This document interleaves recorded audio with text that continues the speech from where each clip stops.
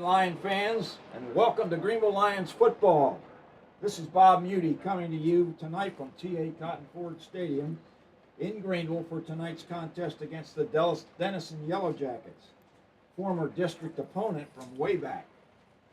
Donald Parrish is back in the booth with us after a trip to watch his alma mater, the University of Texas, lose a heartbreaker to Alabama. Oh, we're going to talk about that.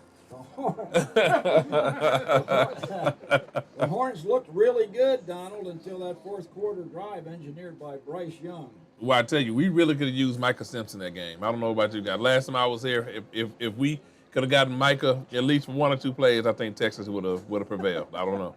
So are you over it? No. Not over. Okay. No, not at all. It'll take a couple weeks. Absolutely. Back to our game tonight. This is a District 7-5A Division II opener for both teams, and I'm looking for a close game with the 2-1 Jackets.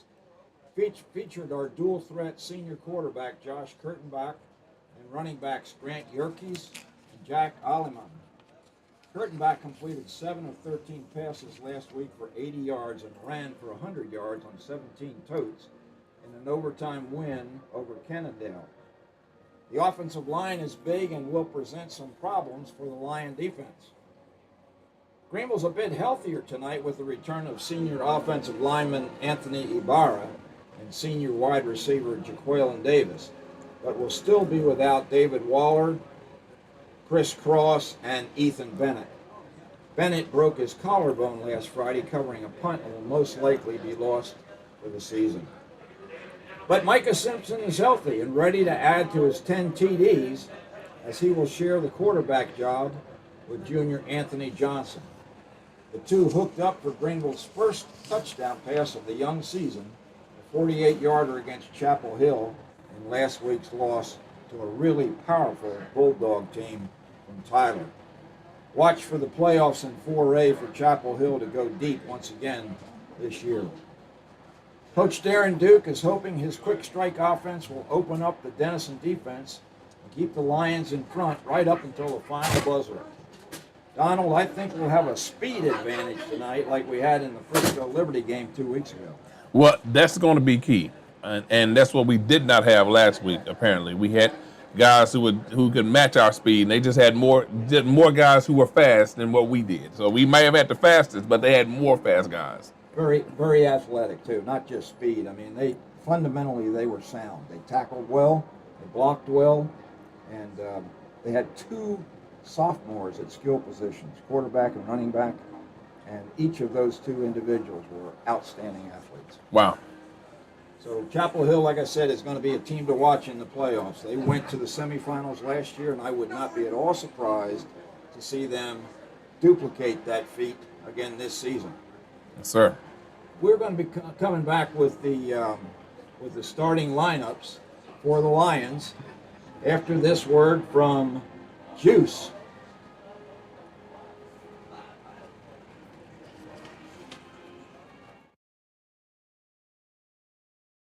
Conserving energy is important to us here at GEUS. We even pay rebates when you buy energy-efficient appliances. Your conservation helps all GEUS customers. In the future, we will need to build new electric generators, and this can be expensive. And with our population growing, we will need that power. That's why we give rebates for Energy Star appliances. So think about replacing your bulbs with super efficient LED bulbs or adding insulation to your attic. Together, we can help all GEUS customers by doing our part. Check out our rebates online, and remember, GEUS is always ready to serve and assist you in any way we can.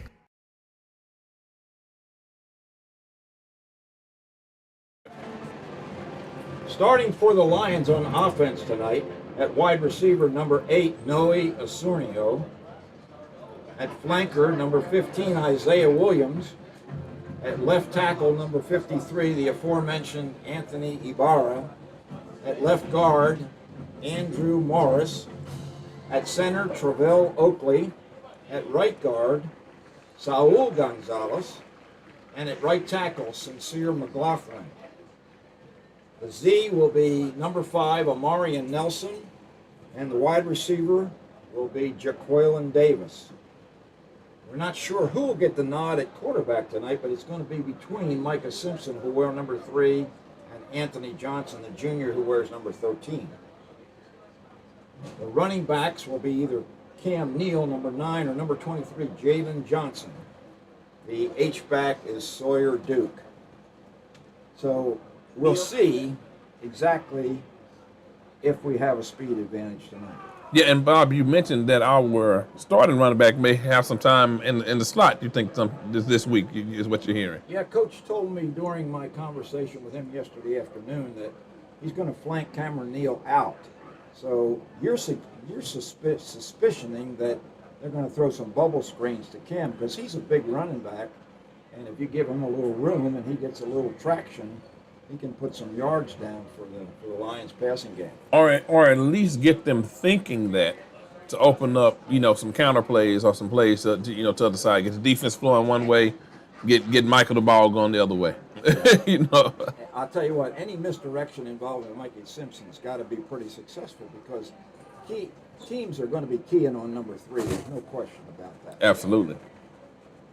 Coach also told me they might do a little option work. So I don't know whether Johnson is real effective with the option, but Simpson we know is. Mm-hmm. And possibly we can get some misdirection there and get some option working and quarterback keepers. Johnson's a big kid, and he can pick up some yards, and he'll bowl some people over. Yeah. Defensively for the Lions, let's take a look at the starters. At left cornerback will be DeJuan Kennedy, who will number 6. Left safety will be number 21, Kevin Tran. The left end will be number 59, Khalil Parker. Left tackle, number 37, Justin Fisher. Right tackle will be number 51, Grayson Rapp. And the right end will be number 26, Carmelo Brown. The right defensive back is going to be number 23, Jalen Johnson, and the right corner will be number 11, Jamorian Stevenson. At safety will be Josh Luna, number 10, and the linebackers will be Jonathan Sampson, who wear number 33, and Juan Tapia, who wear number 45. And let me correct myself. Josh Luna played last year. It's his brother Joel that will be back there this time around. Absolutely. Now, Bob, remind me, that was a linebacker. Was it Tran? Tran? That you were really impressed with 2 weeks ago. Yeah, Kevin Tran was the outstanding defensive player in the initial game, and he's had some good moments in every game this year. He was Penny Perkins' State Farm Defensive Player of the Week last week. All right. I don't know whether you could hear Matthew or not, but he was the Defensive Player of the Week. That's one of those awards that's sponsored by Penny Perkins Insurance, and we thank Penny for that involvement with Greenville Athletics. Just a reminder for you fans of volleyball, Tuesday night at 5:30, Greenville's volleyball teams, both JV and Varsity, will kick off or tip off, I guess, at 5:30, and the games are live streamed on GEUS YouTube, and Matthew Middleton is on the call. So if you want to watch a little volleyball and listen to Matthew, tune in Tuesday night at 5:30. Go Lady Lions. And Matthew told me if we get 1,500 views live, he's going to sing. So there you go. There's an incentive right there. That's it. So we need 15. If we get 1,500 people online at one time, he's going to sing during the game. So Matthew, we appreciate you. Appreciate you doing that, brother. We really do. And the man can sing. Yeah, yeah. The man can sing. Hey, Bob, you got somebody behind you. That's right. I'm just picking on him. We'll see you tomorrow. We'll have a little time to talk. Let's go to GEUS for just a minute, and we'll be right back. Sign up to participate in GEUS's Roundup program and help people in our community in need. If your bill is $105.48, GEUS will round up to the nearest dollar, making your overall bill $106 even. Individual customers donate between 1 cent and 99 cents per month. When we all give, it turns small change each month into a big community impact. The average customer would just give $6 per year, never more than $11.88 per year. GEUS Roundup program can make the difference in the lives around you. Sign up now. You're back. Bob Muni and Donald Parrish back here with Matthew Middleton, the technical director extraordinaire. Let's talk about special teams for just a minute, because That's an integral part of any game. And the special teams for Greenville involve a really good kicker, senior Archer Oatmeal, who we're number 80. He may also do the punting as well. Ibarra had been the punter earlier in the season, but I was watching before the game, and it looked like maybe Oatmeal will be handling most of the punting duties. We'll wait and see. The holder for the placements is Diego Martinez, and the deep snapper is Jonathan Sampson. On kickoffs, of course, Micah Simpson and Isaiah Williams are typically the guys in the return position, but as we've seen, they rarely kick to Simpson. Yeah. For obvious reasons. Obvious reasons. He took one back 95 yards for a touchdown for the only Greenville touchdown against Lake Dallas. And as we mentioned earlier, Greenville scored 10 touchdowns this season. Simpson has every one of them. Wow. So I'm anxious to call a touchdown tonight by someone other than Simpson. You know what? I think tonight's going to be the night, Bob. I think you're right. I think tonight's the night for that to happen. Might be Cam Neal's night. Might be Jaqueline Davis's night. Amarian Nelson. You just never know. Referees are in the middle of the field. We're ready for the teams. Neither team has come through their run-through. We've got a big yellow and black run-through for Denison. The Jackets on the side. And then, of course, the Lions run-through is red, black, and white with a big Texas map and a huge lion with the word Lions printed vertically on the front of the run-through. We have 2 minutes and 38 seconds until kickoff, and we've got a really, really nice night for football.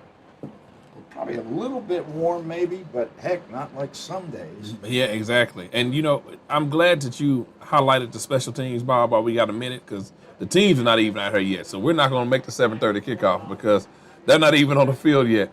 But if you have watched the first 2 weeks of college football or the opening week of the NFL, you recognize how important special teams are because some games have been won and lost solely because of bad snaps and missed kicks. Yeah. Actually, I have a relative that was a deep snapper for Cincinnati who was out injured, Clark Harris. He was a Rutgers grad. Of course, I went to Rutgers. Yeah. And Clark is a grandson of one of my cousins. And when they didn't have him this Oh man, week, Pittsburgh. Oh Man, Pittsburgh is fortunate that your relative that he was out because that's why they won the game. All right, the captains for Greenville tonight, who I think won the toss and deferred, are Justin Fisher, Joel Luna, Jamorian Stevenson, and the other guy turned around, Gene McWiz. That might have been Tapia. And the referee has just indicated that Denison will receive. So Greenville indeed did win the toss, deferred, and they'll be kicking from the south to the north, running from our right to our left. And that fourth captain was indeed Juan Tapia. I think we'll have the presentation of the colors from the National Junior ROTC in just a minute, but they better not come out right now because they might get run over by the Denison Yellowjackets coming through that. And here come the Jackets. They not only have the run-through, Donald, they have the big paper thing that we used to run through. That was a beautiful thing. I don't know whether that was paper or not. That might have been cloth. Yes. Velcro together. Yep. Was that a little smoke too, or was that the? So they put out all the bells and whistles, man. I tell you, they got all. Listen, you better play good after all that money that was just spent for a 3-second run through. You had. Gotta have the smoke. Oh man, absolutely. Smoke adds something to the whole run through experience. Here come the Lions. No smoke. Hopefully they'll have smoke when they get on the field. Absolutely, and I love that train horn or whatever that. I love that, man. That is second only to the cannon at my alma mater, the mighty Texas Longhorn cannon. But yeah, absolutely, man. And whatever dollar we spend towards our young people is a dollar well invested. So, you just really hope they appreciate it. And then we have the young people running out right now. We got elementary kids from Lamar, right? Yeah. Coach Duke came out and kissed his daughter. Here's one of the This flashes. is pretty cool. on The elementary kids, in this case from Lamar Elementary, looks like most of them are the younger kids. Yeah, They had an opportunity to come through that same run through, just like the football players. that little guy in the back, he's got to be kindergarten, and at the 40. He's having the time of his life right now. I promise I think the younger ones went first. Now we're up into maybe second or third grade. Oh yeah, We got some kids that are hauling down there. yeah. Some of these kids, man. Oh, Coach Duke is writing down some names. It's never too early, Coach Duke. Never too early. And the good thing about it is that some of the teachers and other faculty members come out and participate. They got quite a crew. They're still coming out of the run through. That's got to be a real Great. treat. That's got to be a treat for a youngster, man. That's awesome. Congratulations, whoever came up with this idea. That keeps the kids excited, keeps them engaged in what's going on, and gets them out the house for a little bit, right? And then burn some of that energy. Amen. And it fills up the seats too. Absolutely. Of course, they can't stay out very late, but that's okay. Incidentally, tomorrow's a big weekend in Greenville with the Cotton Patch Challenge bicycle ride beginning at 8 o'clock downtown, followed by the Lee Street Jamboree, which runs from 10 in the morning till 2 in the afternoon. There'll be live bands performing on Lee Street all during that 4-hour period of time. And so come out, enjoy some good food, some good music, and if you're interested in riding a bike, get ready at 8 o'clock because we're going to do it. Now we're about ready to have the national anthem played by the Greenville High School Band.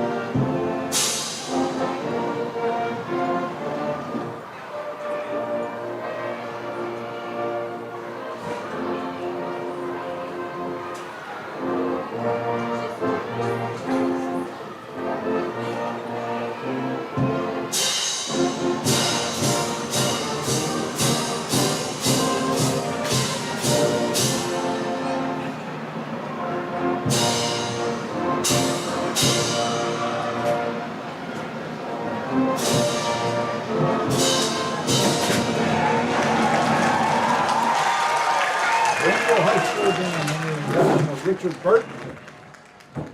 And tonight is blackout night, so if you're coming to the game, be sure to put on all black. The Greenville players are going to be dressed out in all black with white numerals and red helmets. The Yellowjackets, yellow jerseys with black numerals, black helmets, and gray pants. Looks like we're going to have no trouble at all getting the numbers read. Yes, sir. It's always a little bit of an adventure. Absolutely. Archer O'Donnell will be taking care of the kickoff duties for Greenville. He's, as we've said earlier, he has really gotten stronger since he was a sophomore starter for the Lions. He can now kick field goals from as far away as probably 35 or 40 yards. Parents, if you're listening, and young people, kick. Go outside and kick. There is a shortage of good kickers in the collegiate and the professional ranks. Learn how to kick. You can do that for 20 years. You know, another former Longhorn is Justin Tucker, the greatest kicker of all time for my Baltimore Ravens. It just signed a very lucrative, fully guaranteed contract. Go kick the ball. Now we were talking about deep snappers too. Those guys can make a lot of money as For well. a long time. Dale Hellestray did it for seemed like 20 years for the Dallas Cowboys. I think he's still deep snapping somewhere. It wouldn't surprise. All right, we're about ready for O'Neill's approach. It looks like it's going to be a short approach, so probably a short kick. It's up, it's coming down at the 25. Taken there by number 10. He's up close to the 40-yard line. That's Ty Rhodes, a sophomore wide receiver for Denison. So that's where the Yellowjackets will start at their own 39-yard line. Bob, with that strategy, we're giving them the ball at the 40-yard line, right? If we kick out of bounds, they get it to 35. You know, you mentioned that. I listen. I'm not an analytics guy. You know, I'm just I'm just an old boy that likes football, right? But How come with you? I'm trying to figure this out. I'm just glad that the guys are not, taking a fair catch, because if he'd have fair caught that, Yeah, he'd have been giving up almost 15 yards. correct.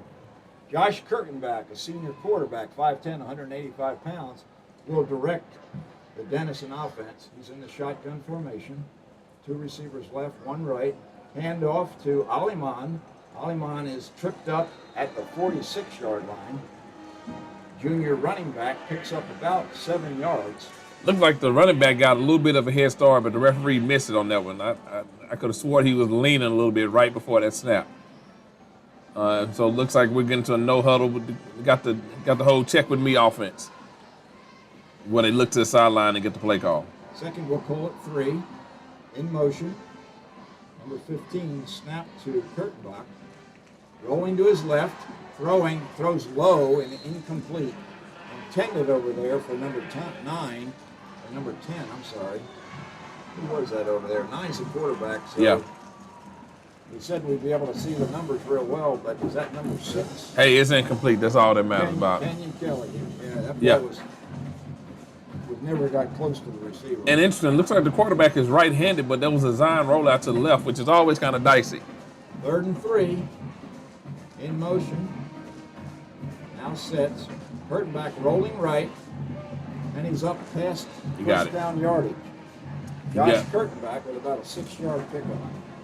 First down, Denison. Into Greenville territory. He picked up 100 yards last week on the ground, so we know he can do it as a runner. And this is our first time really seeing Denison in district players. We're new to this district, correct? I haven't seen Denison play in years. Yeah. Kurtenbach looking downfield, finds his man in and out of the hands of Ty Kirkbridge. Would have been a nice gain. Kirkbridge had some room to run if he'd have caught that one. Absolutely. That ball was delivered on time, though. We got to wake up defensively. So Greenville catches a break with the drop pass there. Kurtenbach still going no huddle, so it looks like maybe that's going to be the modus operandi for the Yellowjackets tonight. Trip receivers to the left, tight formation right. Aliman behind. Oh, and there's early movement. Yeah. On, They called it that time. That was Nathan Orick, who's a pretty good-sized kid, if I remember right. See the guy that goes about 295? Yeah, I think it's one of those almost 300-pounders. So, if you wiggle, they're going to see it. Yeah, he definitely wiggled. No question about that. Orick, 6'2", 275, and he's only a junior. 5-yard walk-off against the Yellowjackets brings up 2nd and 15. Ball now placed at the 47-yard line of Denison. 2 receivers left, 1 split to the right. In motion. Hand off on the jet sweep. Going around the left side, breaks 1 tackle, and then hammered.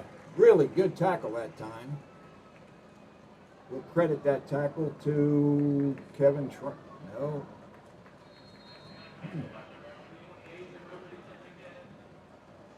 Ruben Enriquez from his linebacker spot really put a hit on Ty Kirkbridge. Look like we got a timeout. Got an injured player on the field. We'll get a quick note from GEUS, and we'll be right back and give you an update on the injured player.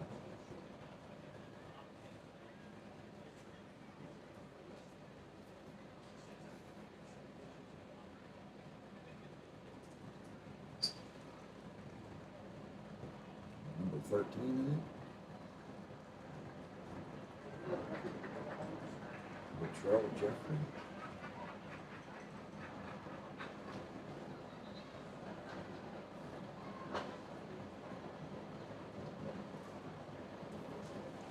Are we back?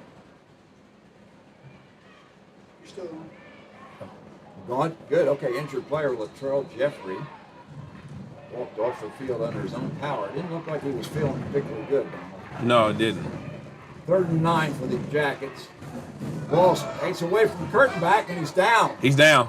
That'll go down as a sack, but he just lost his footing as he was trying to pick that one up. A high snap, and the senior QB couldn't handle it, so a big break for the Lion defense. It's a force a punting situation, Donald. Absolutely. And, I was thinking this, and this is not what led to that bad snap, and I know no-huddle offenses are in vogue these days with the spread and moving the ball around, but you have to remember, both teams are in a no-huddle. So it's not just the defense that's going to struggle with the no-huddle offense. It's going to be the offensive linemen as well. And we're talking about 16, 17, 18-year-old kids, too. Who are thinking about Fortnite and 2K in the middle of the game, I promise you. Punt bounces backwards, came down at about the 28-yard line, but bounced back closer to the Greenville 35. So Greenville's catching some early breaks here. Absolutely. And starting with really good field position after Denison moved the ball pretty smartly and picked up one first down. Well, Denison has shown, although they had to punt not because we necessarily stopped them. So offensively, we got to be aggressive. This may be one of those games that you like, Bob, where the scoreboard is going to be lit up a little bit because Denison was kind of impressive on those first couple plays. I'm looking for not necessarily a track meet, but some explosive plays. Micah Simpson is in at the quarterback at the Longhorn formation, 2 receivers either side. Takes a snap, fakes a handoff. He's up the middle. He's beyond the sticks for a Greenville first down. I'm starting to think it's me. I'm starting to think Micah knows when I'm here, and he's like, you know what? I'm putting on a good show for Rev. I'm putting on a good show for Reverend Parrish, man. He's coming out to see me, man. I'm gonna do it big for him because what a run to start the game, especially coming off last week where his first 7 carries he had -1 yards total. Good run for Micah. Nice job by Oakley, Gonzalez, and Morris up front. Same formation, man in motion. Handoff this time to Jalen Johnson. There is a penalty flag on the play. It's got to be a procedure. Loss. It's got to be a procedure. Maybe 2 men were moving. So what do you defend? No, you're going to take the penalty. I thought maybe they might decline it. Or maybe it was a pre-snap.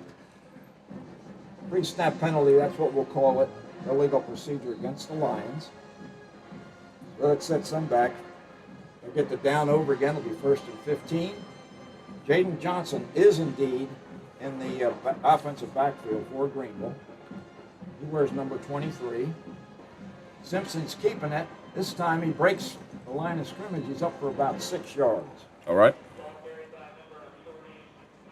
Go ahead. I wonder if Coach Dukes sees something on the film because unlike a couple weeks ago where the runs were going to the perimeter, he's kind of running straight at this Denison defense. And he told me that they were going to try to get to the outside, so maybe he thought I was giving away trade secrets. At second, we'll call it 9 for Greenville at their own 46-yard line. Senior Micah Simpson. That's a break on a jet sweep. Yeah. Again, break out. Again, another kind of, what was that to the right side? So it might have been the 4-hole, but another good run kind of in the teeth of the defense there. And that's Cameron Neal from his wide out position. And you talked about him possibly running some jet sweeps. That's exactly what happened. But it looks like we got a penalty. Looks like a 15-yard variety. So that'll negate the good run by Cameron Neal. What could we have done there for 15 yards? Was some type of it had to be a personal foul, right? Blocking the back, maybe. I'll have to listen to Patrick Just, the field announcer. He's been helpful for me, so we'll try to pay attention to Patrick, whose son Nick plays left tackle for the Lions. Oh, okay. Second, and we'll call it 15 again. Senior quarterback Micah Simpson fakes to Johnson. This time he's nailed right at the line of scrimmage. Good defensive play by the Denison front four.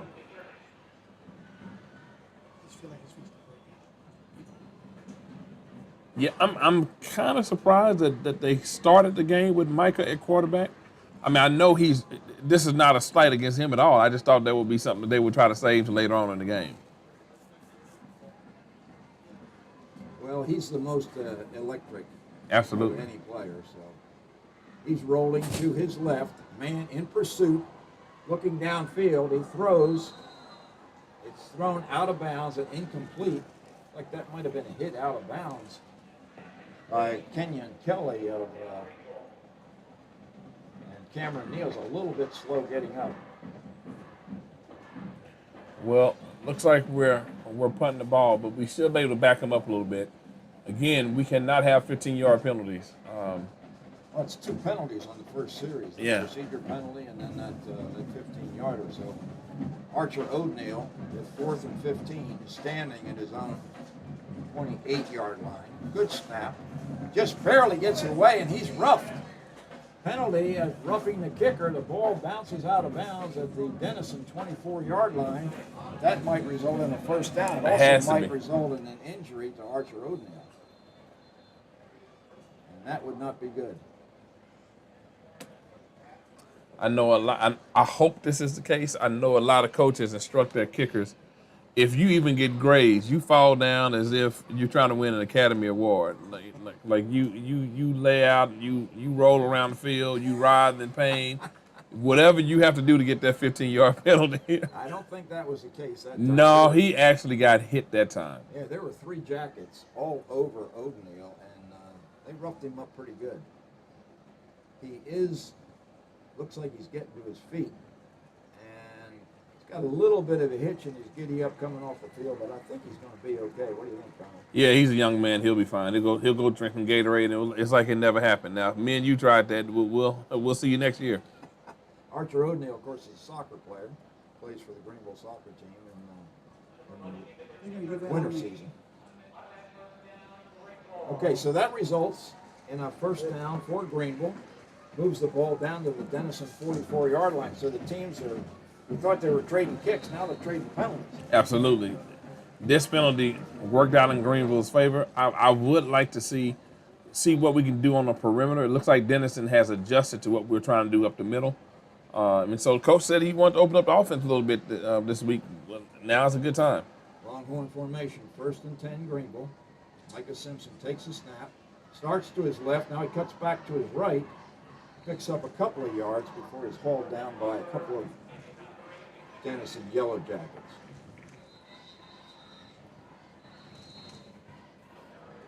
Number 3, Lathan Bailey from his linebacker spot. Now we've got somebody down. That looks like it might be Simpson. Yeah, there's Simpson down. The Lions can ill afford an injury to Micah Simpson. Lion fans? Could be a cramp. Attention all first responders in the area. On behalf of all the students and staff of Greenville ISD, we'd like to invite you, or we have invited you, to a luncheon that was held at Crockett STEM. This was called the Back the Red, White, and Blue First Responders Luncheon. So congratulations to all our first responders, and thank you so much for turning up and being recognized by our Greenville faculty. Simpson is up. It looks like he's sustained maybe a lower leg injury. Yeah. Getting helped off the field. So this will probably bring junior Anthony Johnson, who wears number 13, into the quarterback slot. We're hoping that Simpson will be able to rejoin the team on the field for the rest of this game, because he's such a vital part of the Greenville offense and sometimes defense. Yeah. Yeah, that's a huge blow. Now, but we got some seniors on this team, so this is where your seniors step up. Football is a team sport. 3 receivers left for Johnson. Takes a snap, hands to Johnson. Jaden is stopped after a gain of maybe a yard. Johnson to Johnson. Yeah. It's kind of like they make Band-Aids or something. Absolutely, man. And we need a Band-Aid right now. Seriously, we need a Band-Aid because our team leader is out. So somebody's got to step up and cover a puncture, the puncture in our heart right now. 6:44 remaining in a scoreless game. 3rd down, we'll call it 7. Johnson moves Johnson over to his right, takes a snap, drops back, under some pressure, and now he's going to be sacked. Now he's trying to get away. That's where his size helped him, but he wasn't able to to free himself completely and to get sacked back to the 48-yard line of Denison. Yeah, and I know he was trying to make a play there, but as we go further in this season, I would like to see him just simply get rid of that ball. When that first and second read is not there, just go and toss out of bounds. Just throw it make sure you get it past the line of scrimmage and in the vicinity of the receiver. Yep. But don't take that hit. Well, again, this is Johnson's first year of varsity football. Now Ibarra comes into the game to do the punting, so O'Neal probably is a little bit woozy from the late hit on the kickoff before. And that ball is almost blocked. It's a good kick by Ibarra. Comes down at about the 13-yard line where it's fair caught by Kenyon Kelly. So that's where Denison will take over. 5:41 remaining in this scoreless game. A couple of first downs, Donald, but not much else for either team. No, but I don't suspect that'll remain the case for Denison with the ease in which they move the ball before the penalties happen. So we can't always depend on penalties. We got to play some good defense here. Well, it's a good job of Ibarra to pin Denison deep in their own territory. Senior quarterback now has running back Grant Yerkes in the game on one side of him and Aliman on the other, 33 and 34. Hands to Aliman. Aliman's got room off the right side and just up close to the 20-yard line before he's brought down by Jonathan Sampson. Yeah, we can't get lulled to sleep. They've already shown the ability to throw the ball mid into in the heart of the defense, so we can't get lulled to sleep by the design run plays. Second, we'll call it 4. Ball spotted at the 19. One receiver either side wide in an H formation. Hand off once again to Aliman. He's coming to the right side again. He's got the first down and more. Forced out of bounds at about the 34-yard line. Yeah, he's shifty. He's got some really good quickness to himself. He's getting some help from those guys up front, too. He's got Nathan Orick and Alex Vogel on the right side. Those guys have opened up consecutive holes for Aliman to run through. First down, Denison. Aliman gets it again. This time he goes left. He's loose at the 40, coming up toward midfield. He steps out of bounds inside Greenville territory at their own 48-yard line. All right, Greenville, come on. We got to do a better job of setting the edge right there because right now Denison is getting whatever they want to either side. If they get to the perimeter, they're picking up an additional 5 yards. So we've got to tighten up right here. Make sure we set that edge, defensive ends and outside linebackers. Well, Aliman's gotten most of the carries so far tonight. One keeper by Kurtenbach. Yerkes just in the game has yet to touch the ball. Broken eye. This time Yerkes gets it. He cuts back, and he's got good yardage. He's still going, very close to moving the chains. Yeah, I think he might have got it. I think he did. It's going to be another Denison first down. So, like you said, Donald, we can't expect that the penalties are going to hurt them all the time. They're ripping off first downs. Pretty much just hand the ball off and let your big guys up front eat. Absolutely, and it's working.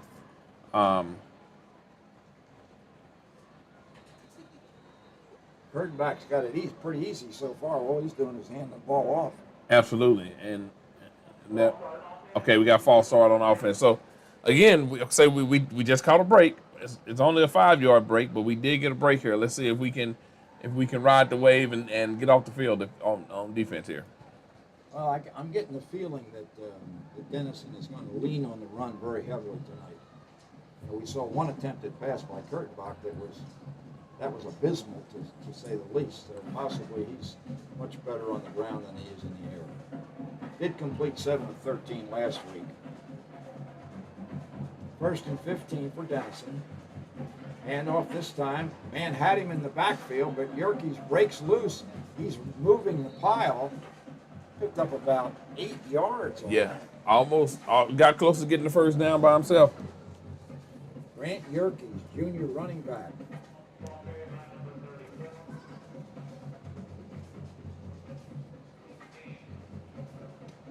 Josh Kurtenbach, Brent Yerkes, and Jack Aliman in the backfield for Denison.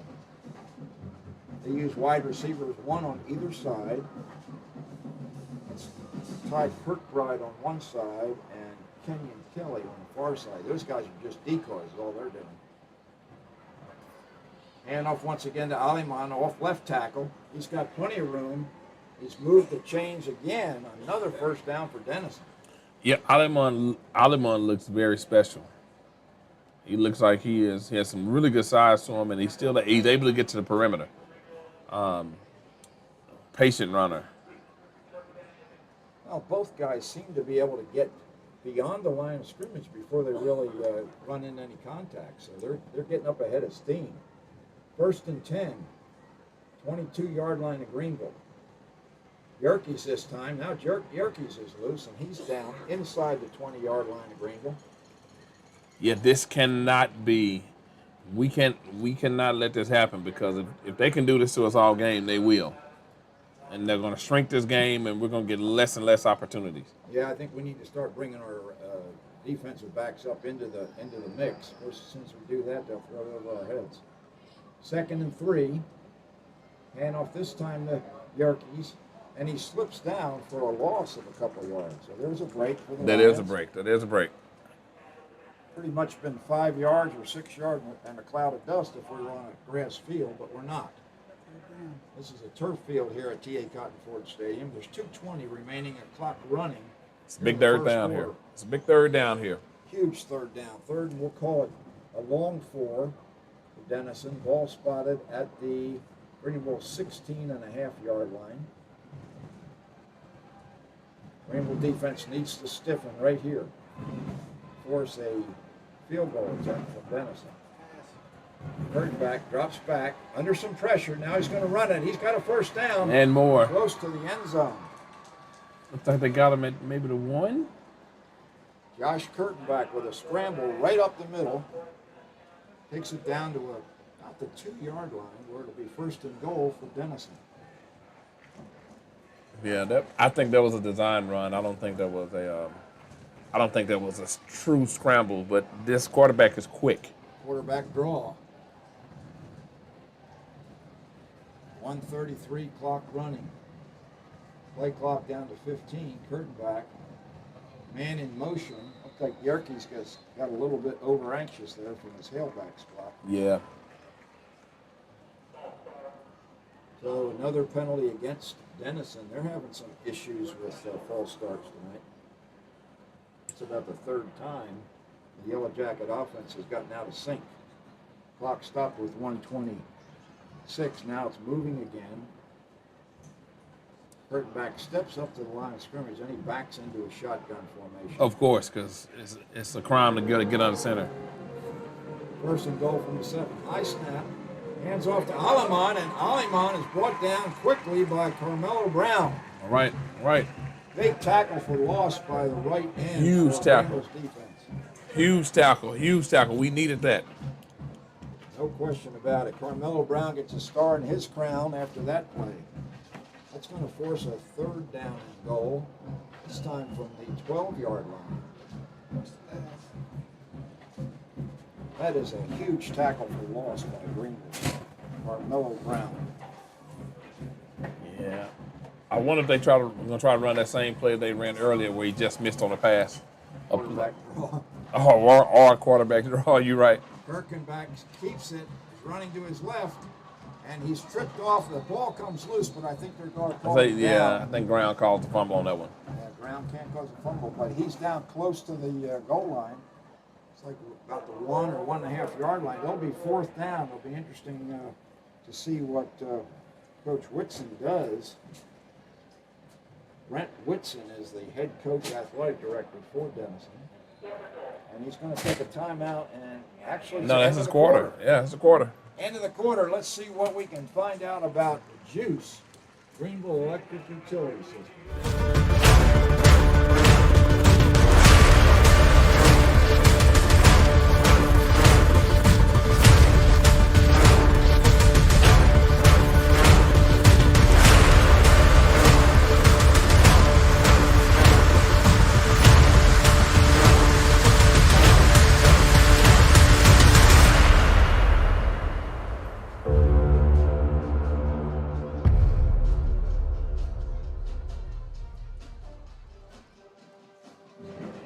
Bob Muni and Donald Parrish back here at T.A. Cotton Ford Stadium. We are just about to begin the second quarter of this football game. Denison has a 4th down and goal from the 1-yard line as the quarter ended. They've been moving the ball pretty smartly with the exception of a couple of procedure penalties and then, of course, a very good tackle for a loss by Carmelo Brown. But Josh Kurtback makes up for that with a nice run, setting them up for this 4th down. Yeah, which is why I think they're going to go for it on 4th down because we really have not offered any type of resistance. So I think the quarterback's going to be in the shotgun. It's going to be a designed quarterback draw is what I'm thinking. Now this is what I used to be right under center, man, and it was quarterback sneak all the way. Absolutely, but again, these coaches just don't believe in having quarterbacks go on the center anymore. It's a lost art.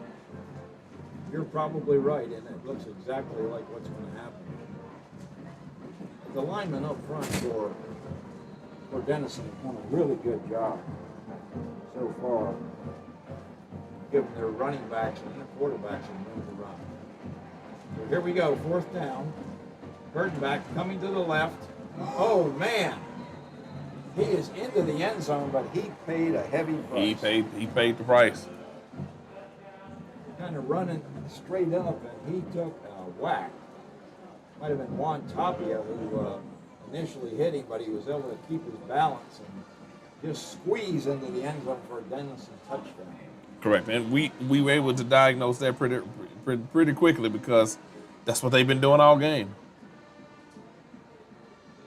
Ty Rhodes will do the holding for Denison. Maybe the kicker is Matthew Rango. Greenville was offsides on the play. It's not important because Rango's kick is up and good. Denison 7, Greenville nothing here just as the second quarter has begun. 11:54 remaining. What number is the kicker? Number of the kicker? 17. 17. No, 19. So the Lions defense giving up way too much yardage to the run game.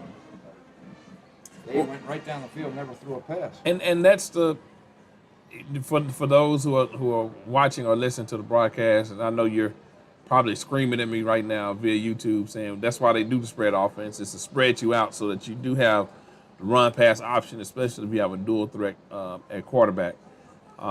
It is hard to defend when a guy can be at the line of scrimmage already running instead of having to pick up accelerate speed, but I just don't like giving somebody the ball 8 yards deep when I need 1 yard. To me, this is counterproductive. Good news for the Greenville Lions is Micah Simpson is back in the game, and he's deep, along with Jaqueline Davis, to receive this kickoff from Rangel. Rangel's a lefty. No, it's actually done by a guy on the right. They had 2 kickers there. Davis kind of fumbles it at the 20, coming to the right. It's going to be tackled at about the 23-yard line, and Micah Simpson did not want to get involved with anything there as far as laying a block, and I suspect that's probably because he's not feeling particularly well. Yeah. Looks like he's going to try to gut it out, though. Yeah, he just threw something off his arms, I think. He took off 3 pieces of apparel. I don't know what it was all about, but Simpson is back in the game. I think he's been happier. I think so. All right, the Lions are going to take over after Davis's return at their own 23. Micah Simpson has Neal and Jaden Johnson. Hands off to Neal. Neal has a little bit of room. Nice. Oh, Aaron's gone. He's up to me. He's gone. He's gone. Bob, we called it. We called it, Bob. 10. Touchdown, Cameron Neal. Our first touchdown by somebody other than Micah Simpson. And he did this last week. First play of the second half. Exactly the same thing, and he dropped the ball at the 50-yard line. How many yards is that? That had to be every bit of 6. It was on the 20, wasn't it? Was on 20-yard line? 23-yard line. That's a 77 yards. 77-yard touchdown run by Cameron Neal. And again, attacking the teeth of that Denison defense. So obviously, this coaching staff has identified a weakness either with the middle linebacker position or the interior defensive tackles that they think that we can exploit. So good job, Greenville. And it looks like Ibarra is going to attempt the extra point. Out of the hold of Diego Martinez. The kick is good. Ties the score at 7-7. A quick touchdown for Greenville. And at 11:29, we've got an even Steven game, Donald. Absolutely. Only people that are not happy about the touchdown on Greenville side is the Greenville defense because they didn't get a chance to catch their breath at all. And who was the kicker for them, for us? Number, what's his number? Matthew Ibarra converts the extra point. What's his So number? Archer O'Neill What's his number? apparently is not had recovered from getting roughed on his first punt attempt. So maybe it's going to be Ibarra who's going to have to handle both kicking duties, number 53. 53? Okay. And he is indeed going to do the kicking off here after that Greenville touchdown. So we've got a couple folks that we're worried about on the injury front. One is Archer O'Neill. The other is Micah Simpson, who only had to hand the ball off that time. And good run, pretty much right up the middle by Cameron Neal. And boy, once he got loose, He was showed gone. some real speed. So here's Ibarra's kick. It's going to come down at about the 20, taken there, and immediately Broken tackle. Oh, this could be breaks a this could be tackle. dangerous. Now he's loose up the midfield. Oh man. Penalty on the play. Ibarra misses him and forces him out of bounds. Well, I'll tell you what, Joe Johnson had a chance to bring down Kenyon Kelly very soon after he received the kickoff, but he broke the tackle of Johnson and made a really nice run. Unfortunately, this is going to come back with a holding call against the Yellowjackets. And we have an injury on the play to one of the Greenville Lions at the 42-yard line. So we'll take a quick break and be right back with an update on the penalty and the injury. Conserving energy is important to us here at GEUS. We even pay rebates when you buy energy-efficient appliances. Your conservation helps all GEUS customers. In the future, we will need to build new electric generators, and this can be expensive. And with our population growing, we will need that power. That's why we give rebates for Energy Star appliances. So think about replacing your bulbs with super efficient LED bulbs or adding insulation to your attic. Together, we can help all GEUS customers by doing our part. Check out our rebates online, and remember, GEUS is always ready to serve and assist you in any way we can. Just got a couple of scoring updates from our district. Melissa is leading Crandall 14-7 early, and Lovejoy is up 7-0 over the Terrell Tigers. Was down in Terrell today, had me a nice lunch at Long John Silver's. Oh man. All right, 1st and 10 for Denison. Kurtenbach handles the snap. He's looking to his left. Now he's looking downfield. Has time to run. Throws and overshoots his receiver. I know that was the play design and the play call, but did you see that bubble screen, that action that they had on that play? I saw Kurtenbach look like he had plenty of room to Man, run. he had 25 yards in front of him without a single Greenville line around. That's like Justin Herbert had an easy first down last night. Yeah, but that rib cartilage said no thank you. Yeah, but all he had to do was take 2 more steps and he had a first down. I couldn't understand why he threw the ball. Anyway, it'll be 2nd and 10 after the incomplete pass from Kurtenbach. I think he was looking for number 12 that time. Actually, I don't have a 12 on the roster. Trips to the left. Kirkbride farthest out. Kurtenbach now has got the bubble screen to Kirkbride. Kirkbride's up to midfield. He's beyond midfield before he's brought down by Luna. First down, Denison. Yeah, this is again Greenville. We've got to do a better job of being more stout against the run. Was that another penalty? Looks like Denison has committed yet another penalty. Holding. Well, the guys up front have been doing a pretty good job. Now they're finding out maybe that they're grabbing a little bit of shirt.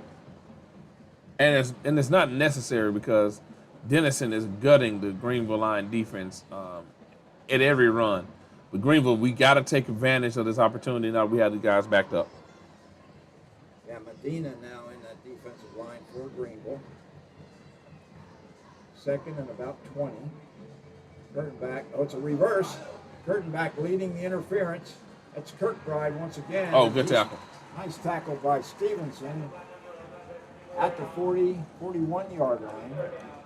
Pickup of about 10 by Ty Kirkbride.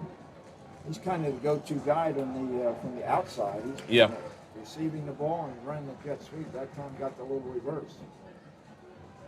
3rd and 10. 10:23 remaining. Second quarter, 7-7. Two receivers right, one to the left. All right. Kurtenbach fakes handoff, drops back, has plenty of time. Plenty of time. Too much time. Little pressure now. Looks like the pass is complete to Kirkbride, but he had to go down to the ground to get it. And that's going to bring up a 4th down and about 8 yards. That's another punting situation for Denison. And right now, Greenville is getting bailed out because of these penalties. We cannot rely on that. Offensively, we're looking good, but defensively, we got our work cut out for it. Punt formation for Denison. Oh, it's a short punt. It's a fake. That's Aliman, and he does not get the first down. Greenville defense smells that one out on the fake punt. And nice play by, I think, Enriquez to prevent that conversion on downs, and the Lions will pick up the first down on turnover on downs at the Denison 48-yard line. Well, I guess they just showed me what I know, right? Because they said, okay, we hear you say that we're not stout against the run, but we're going to stop this. We're going to stop this punt. So good job, special teams.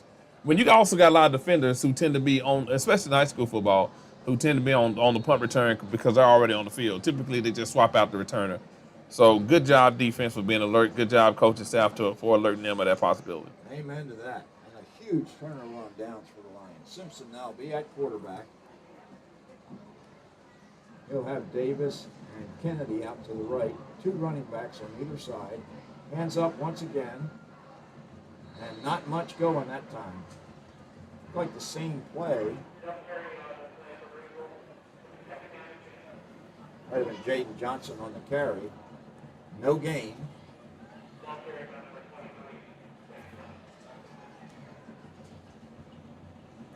We haven't used Jaquelin Davis yet. He hasn't been a part of the offense. He's too good a player not to have something going on. Enriquez coming into the game late now. And they're probably going to have to take a timeout here. The play clock's down to 14. They're staying with it. Snap to Simpson. Simpson fakes. Now he's going scramble. Oh, wow. Up to the 30. Goodness. 20, 10, 5. Touchdown, Micah Simpson. Goodness. I guess he's not hurt. 48 yards, pretty quick. And there's a penalty after the touchdown. Might have been a little celebration down there by the Lions or possibly taunting. So let's see what the call is. Well, it couldn't have been taunting because there was not a Denison player within 10 yards of him. So I don't know how they called him in the end zone before it to be taunting. Maybe he said something. Well, with 8:41 remaining, Micah Simpson electrifies the crowd again with a 48-yard scamper for the touchdown. It was an unsportsmanlike conduct penalty against the Lions, and am I assuming correctly that this will be enforced at the kickoff? On the kickoff, correct.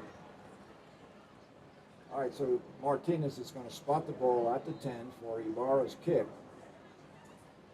Racing wrap, low snap, handled by Martinez. Short kick, and no good. That's the first missed PAT other than last week when we had one blocked for the Greenville Lions. So the score remains Lions 13, Denison 7 here in the second quarter. 8:41 remaining. Two electrifying runs by Cameron Neal and then by Micah Simpson have produced two touchdowns for the Lions. Absolutely. And coming up here in October, we'll have the 5th annual Golden Lions Luncheon. Attention area senior citizens. GISD invites you to our 5th annual Golden Lions Luncheon. The event begins at 11 o'clock on Tuesday, October the 25th, in the Greenville High School Career and Technical Center at 3515 Lions Lair. Come enjoy a delicious meal prepared by the GHS Culinary Arts students and served by GIS administration. You will get your complimentary golden ticket, gives you free admission to all GISD home events, including games and performances. You will also be welcomed and entertained by our talented students and hear the latest news from Greenville ISD. RSVP to Amy Wade by calling 903-408-4427 by October 14th.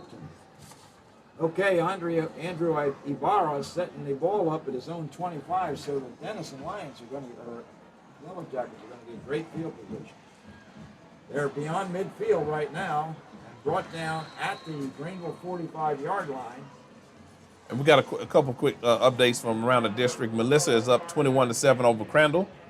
And Poteet is up over Princeton 7-0. And looks like Lovejoy is beating Terrell 7-0 as well. All right, thank you, Donald. And thank you, Matthew. That return was by Eliud Gilmore.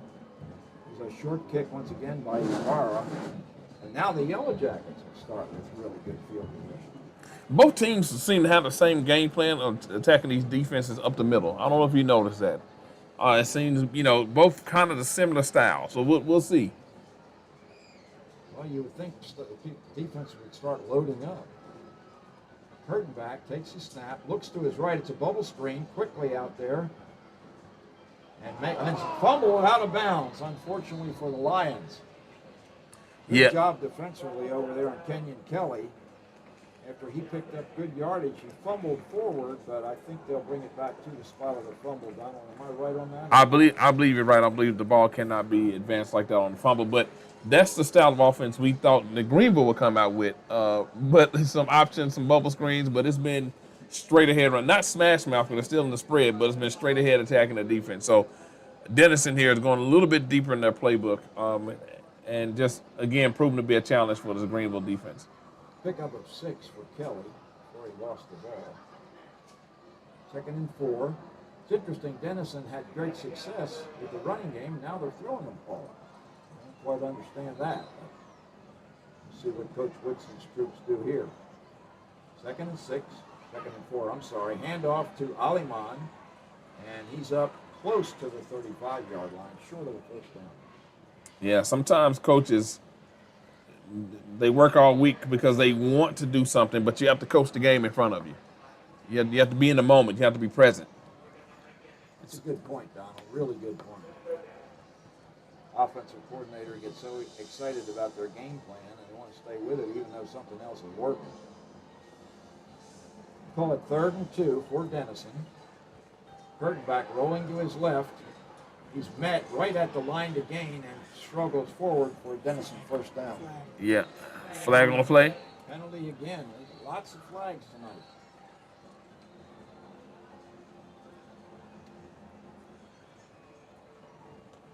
Laundry. Looks like a penalty maybe against the defense.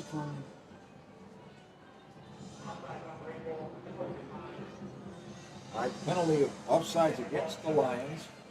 Declined by Denison. They'll take the first down. Ball spotted at the Greenville 32-yard line. Lions lead Denison 13-7 with 7:35 remaining here in the second quarter. Donald Parrish alongside me here in the booth. Man in motion is Kelly. Curtin back, hands off. Plenty of room to run as Grant Yerkes works down inside the 25-yard line. Man, it doesn't seem to matter if it's Xerxes or Alamon. They are getting whatever they want to in big chunks at a time. Only thing that has stopped them has been themselves with the penalty. So, so I'm thinking that the Greenville defense at halftime is going to have to make some adjustments. Yeah, going to have to get those linebackers fire up into his hole. Kyson in motion. Hand off to Yerkes, and he is handled immediately by Sampson from the linebacker spot.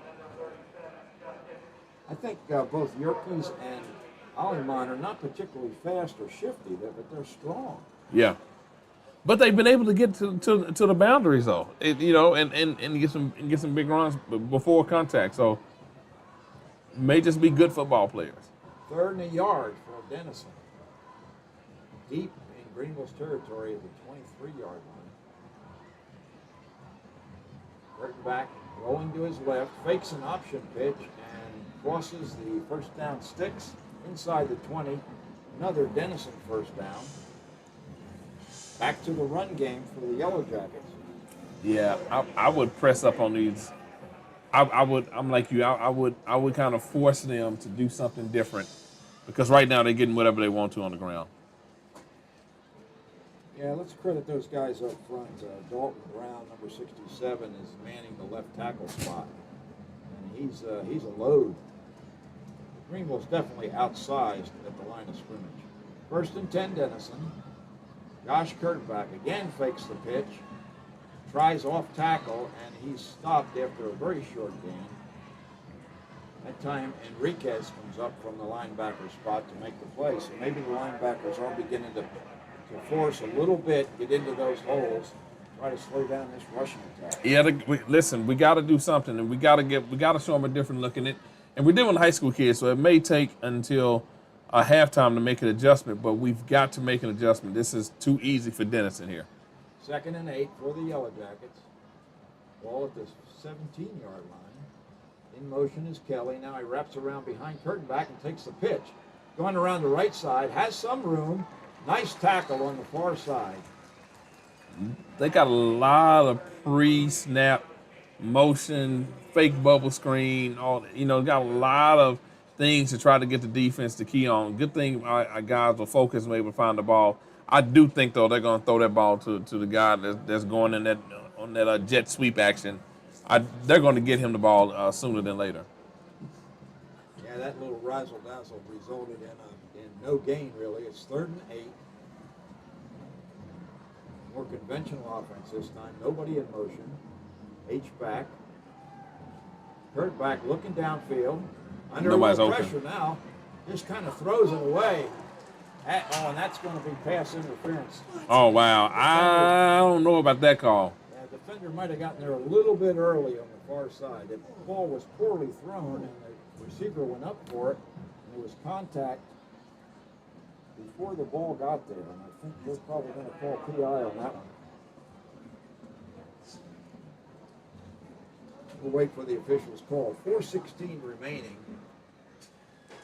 And they do call pass interference against Greenville, so that'll result in a first down for the Denison Yellowjackets. Just a little bit over-aggressive by that defensive back. Was it the only second pass attempt by Denison so far in this game? Certainly haven't tried very many.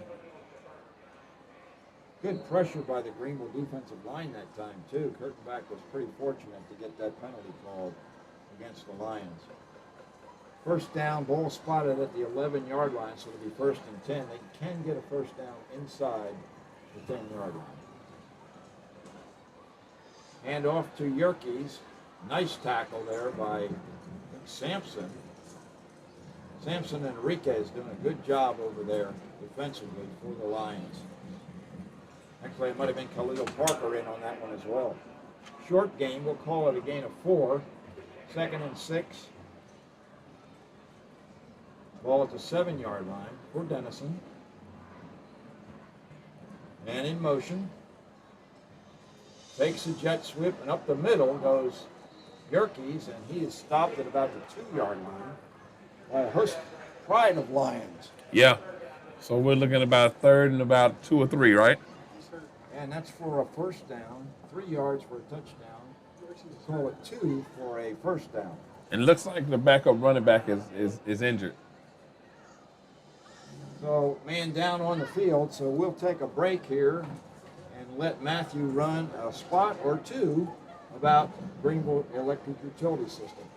Sign up to participate in GEUS's Roundup program and help people in our community in need. If your bill is $105.48, GEUS will round up to the nearest dollar. making your overall bill $106 even. Individual customers donate between 1 cent and 99 cents per month. When we all give, it turns small change each month into a big community impact. The average customer would just give $6 per year, never more than $11.88 per year. Juice Roundup program can make the difference in the lives around you. Sign up now.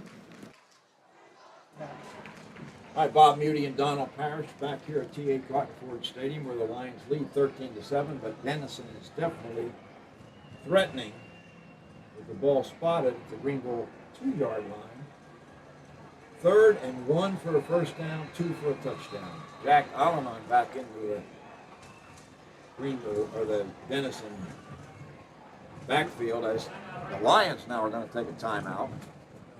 I guess coaches saw something they didn't. Yeah, so they didn't like their formation. I don't think Denison has to, but it wouldn't surprise me if just some type of play action to the back of the end zone, back corner of the end zone, because we have to be thinking, how do we stop Alderman? We hadn't really stopped him all day today. He hadn't had the big run like we've had. It's just been consistent gashing of our defense. Yeah, you think that Greenville will really go into like an 8-man front and try to stop the run and leave themselves open to a quick pass? Yeah, it's just, again, it's formation is going to really dictate exactly what we do here. Yeah. But I would like to see our corners and our safeties cheat up a little bit. I think we're giving them way too much cushion at every point in the field, not just here because we're in the red zone, but at every point in the field so far this first half. We're giving them way too much cushion and not getting up in them. Beautiful night for football here in Greenville at T.A. Cotton Ford Stadium, named after the infamous athletic director and do-it-all coach, great friend to everybody in the athletic community, Cotton Ford. Team's back on the field now. Denison with 2 chances to punch it in. Josh Kurtenbach and Jack Alleman in the backfield for the Yellowjackets. Hand off to Alleman. And Kurtenbach, I think, helped him into the end zone for a Denison touchdown. So that'll tie the score at 13 with the upcoming extra point, possibly put the Yellowjackets ahead. Yeah. Stayed with the run, Donald. Yeah, they did. I mean, and it's been working. I mean, it has been working. What was the number on that kid? Number 33, Jack Alleman on the touchdown. Once again, the holder for Denison is Ty Rhodes, a sophomore. Kicker Rangel left foots it up, and it's good. Denison takes the lead, 14-13.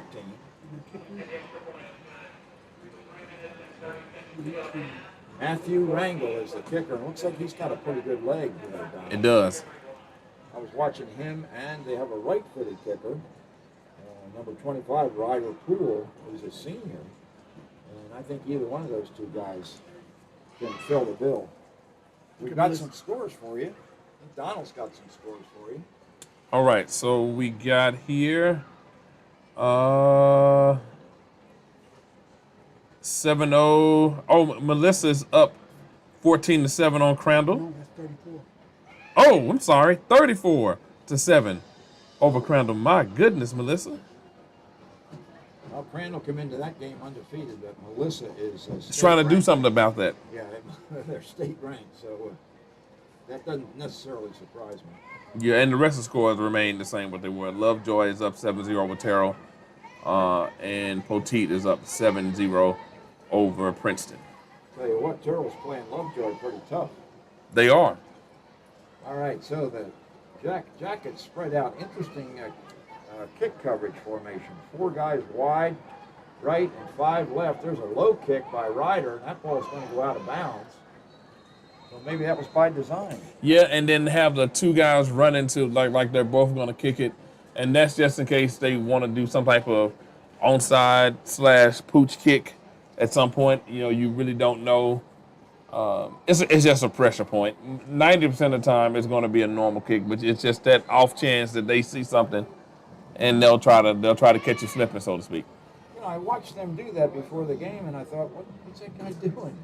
Kicking the ball like that on the ground. So either they're planning that that the defense will have trouble picking it up, or maybe it'll hit one of the guys in the front line. But going to spot the ball after it goes out of bounds at the 30-yard line of Greenville. So, again, pretty good starting field position for the Lions. It's 3:30 here. I would like to see a nice 3-minute drive that culminates in a touchdown to take us into halftime. Micah Simpson's in the slot on the right, inside to Quaylen Davis. Man in motion.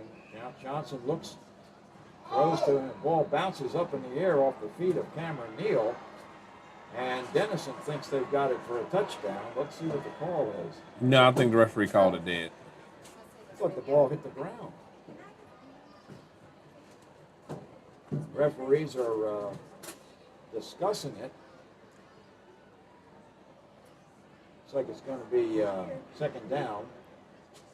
No gain there, as the pass was at the feet of Cameron Neal.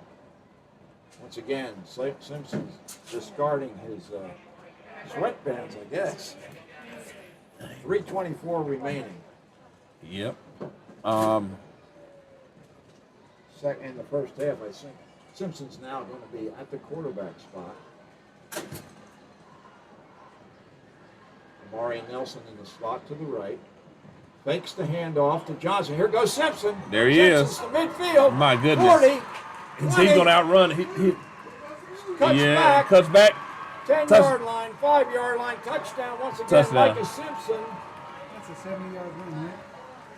Looks like a holding on the play. Oh, my goodness. And it might have been Ibarra. Ibarra's holding his hand up like, uh-oh, it was me. Wow.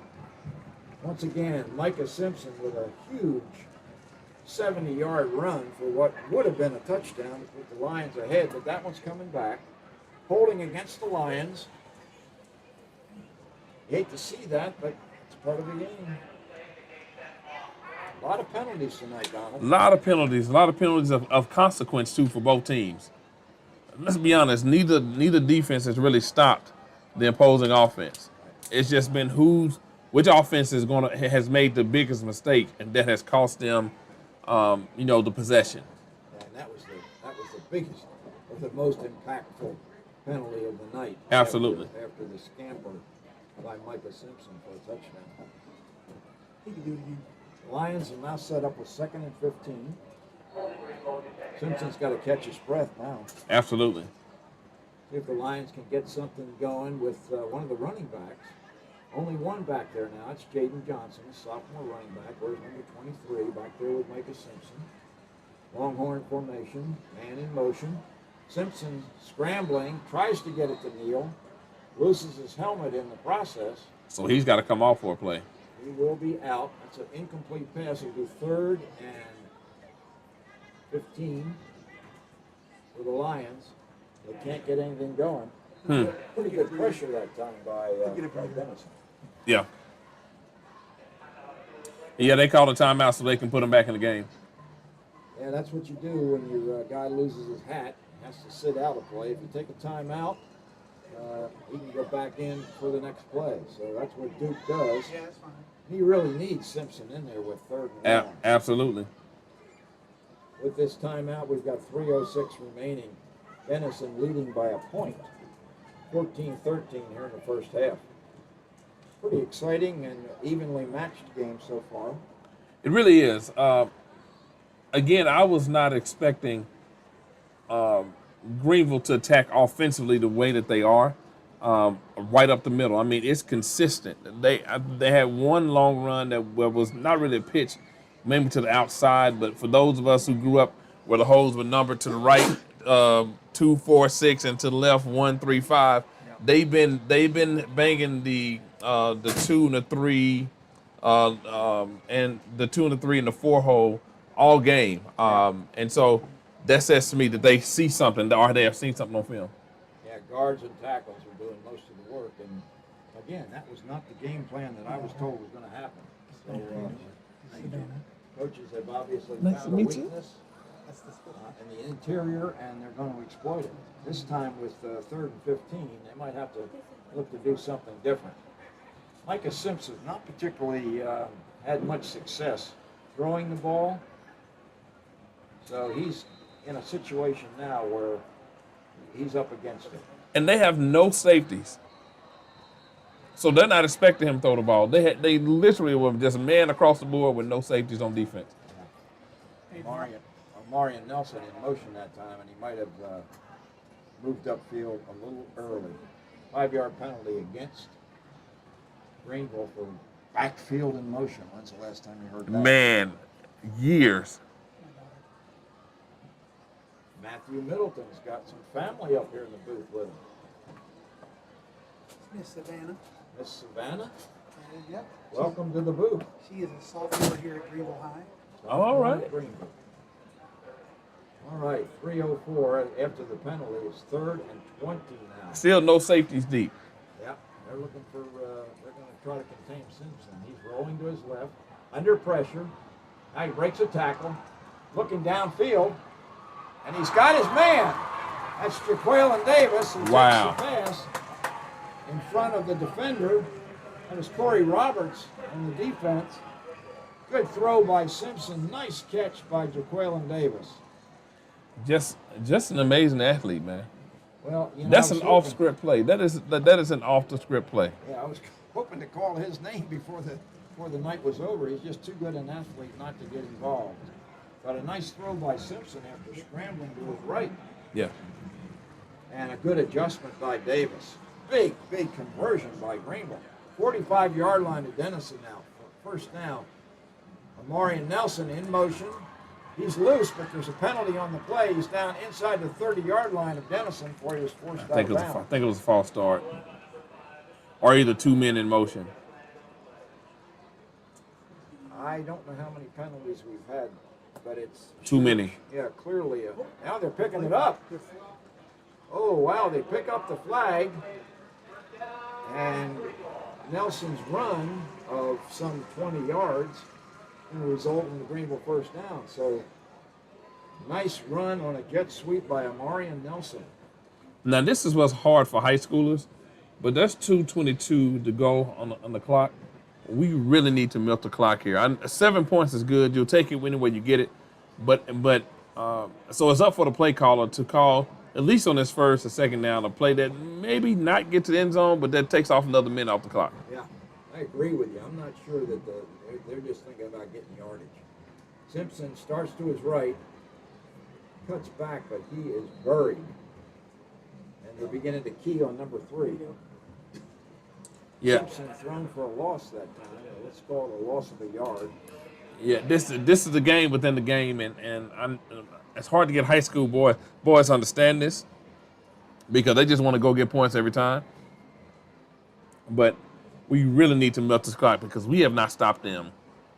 Clock running, 1:50 remaining here in the first half. Greenville threatening here at the Denison 28-yard line, 2nd and 11. Simpson drops back. Now he finds his man. It's Davis again. Davis breaks touchdown. He's going into the end zone, and he's close. He fumbles the ball out of the end zone. He was trying to reach for the goal line. He's brought I think down it's on the one. I don't think the 1-yard line. Yeah, you go. Yeah, because had that ball fumbled in the end zone and went out, that would have been a touchback for Denison. And Davis is a little bit gimpy after that play. Flag on the play. Yet another flag.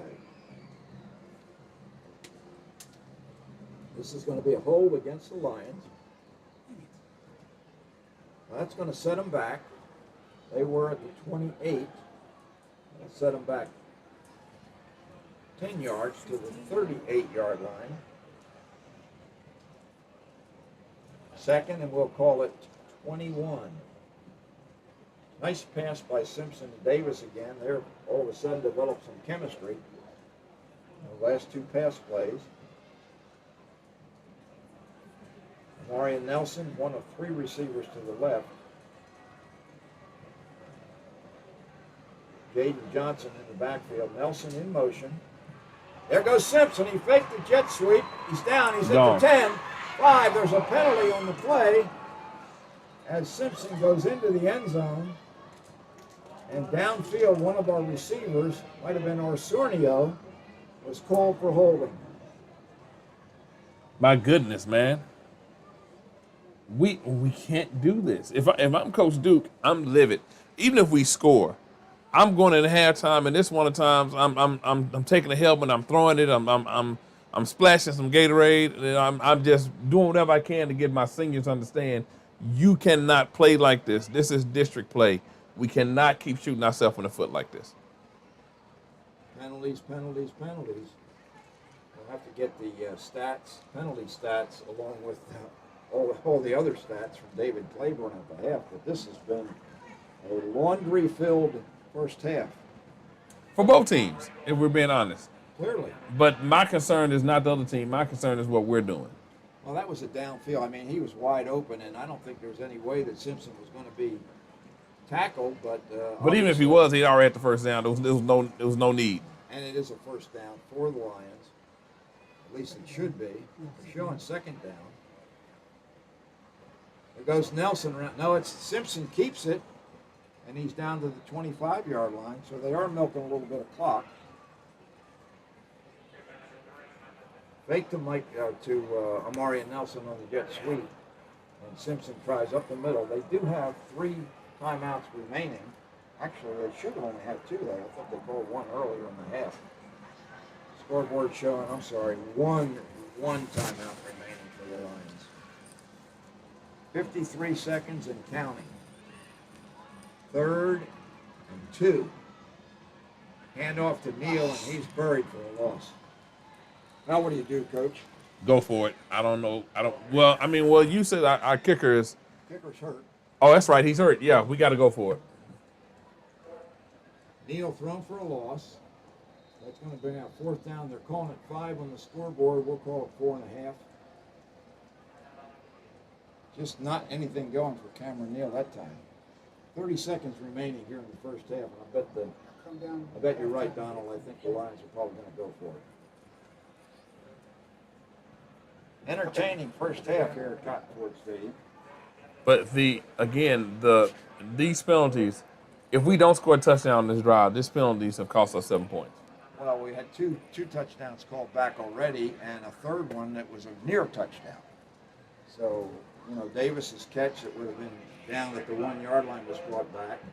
Simpson's 70-yard run for a touchdown, and then his 30-yard scamper, or thereabouts, for yet another touchdown. All 3 called back with penalties. Coach Duke is clearly frustrated with Has to be.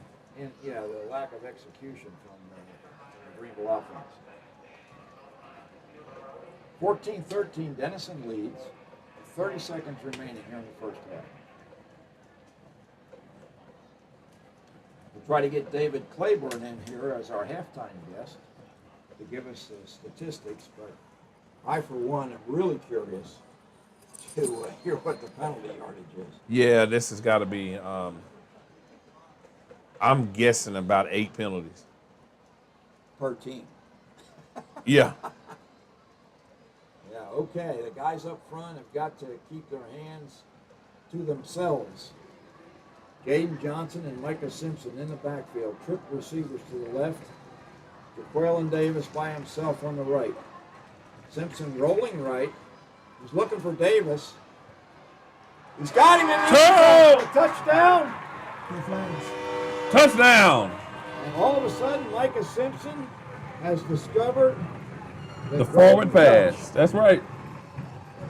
And it was funny. He faked like he was going to run that time, and then he brought it up and threw a beautiful ball to Jaquelin Davis in the corner of the end zone. Another huge conversion pass from Simpson to Davis. Absolutely. The safeties had gotten up and was sniffing around the line of scrimmage, and so it was one-on-one coverage. And pretty decent coverage, but just a superior throw and catch by Simpson and Davis. And now the Lions are lining up to go for 2, try to tie this one up. It's not tie it up, but to go up by 7. Go up by 7. What am I trying to do? Put the Lions behind, Donald. Listen, man, and we get the ball come out of halftime, so this is good. Simpson goes to his right, tries it up front, and I think he's short. I don't think he made it. So the score remained Greenville 19, Denison 14. 27 seconds remaining. A couple of huge plays there by the Lions, despite the penalty. That's right. They called back 2 touchdowns and a near touchdown. All right, so Denison has shown the ability to put the ball in the air. I know typically we're in a cover 1 look where it's only 1 safety back. We at least need to have 2. We at least need to be in some type of cover 2. Even if you want to stay man, some type of cover 2. If they come out running the ball, that's kind of what we want them to do. We just got to be able to get them on the ground. Denison does have 3 timeouts with which to work. And we'll see if maybe Ibarra tries to kick this one deep. Denison doesn't really have look to me, have a real threat for a deep return. No, they got everybody playing up. Kenyon Kelly is there at the 20-yard line. We know he's got some speed. But we got a little sideline action, and we didn't have the football out there. The special teams are a little bit of discord because of the injury to Archer Oatmeal. Correct. And so and Denison has recognized that, and they're like, hey, everybody scoot up because he can't kick it deep. Yeah, I'm looking at Oatmeal down on the sideline, and he is unable to put any weight on his left leg. So it's going to be Ibarra with the kicking duties for the rest of the night. And here's his kick. Comes down at the 27. Taken there up to the 40. Oh. Taken down hard. Got another injury. Jonathan Sampson on the tackle. And again, the Lion is down at the 30-yard line. With 21 seconds remaining, we'll take a short break and be back with an update on the injury.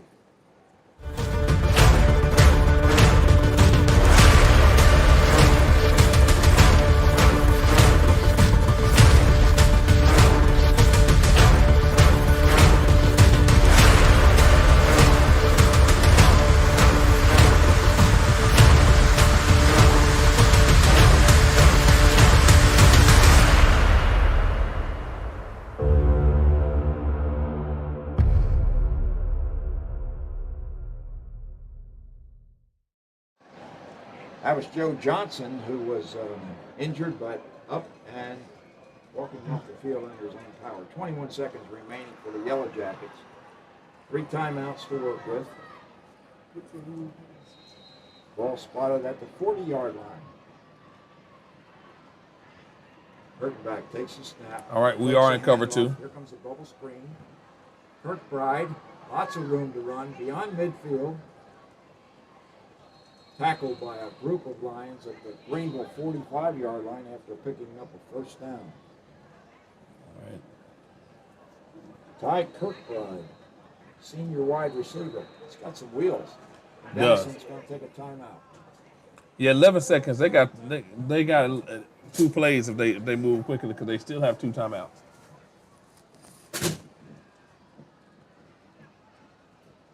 Pretty good crowd here on blackout night for the Lions. And Denison's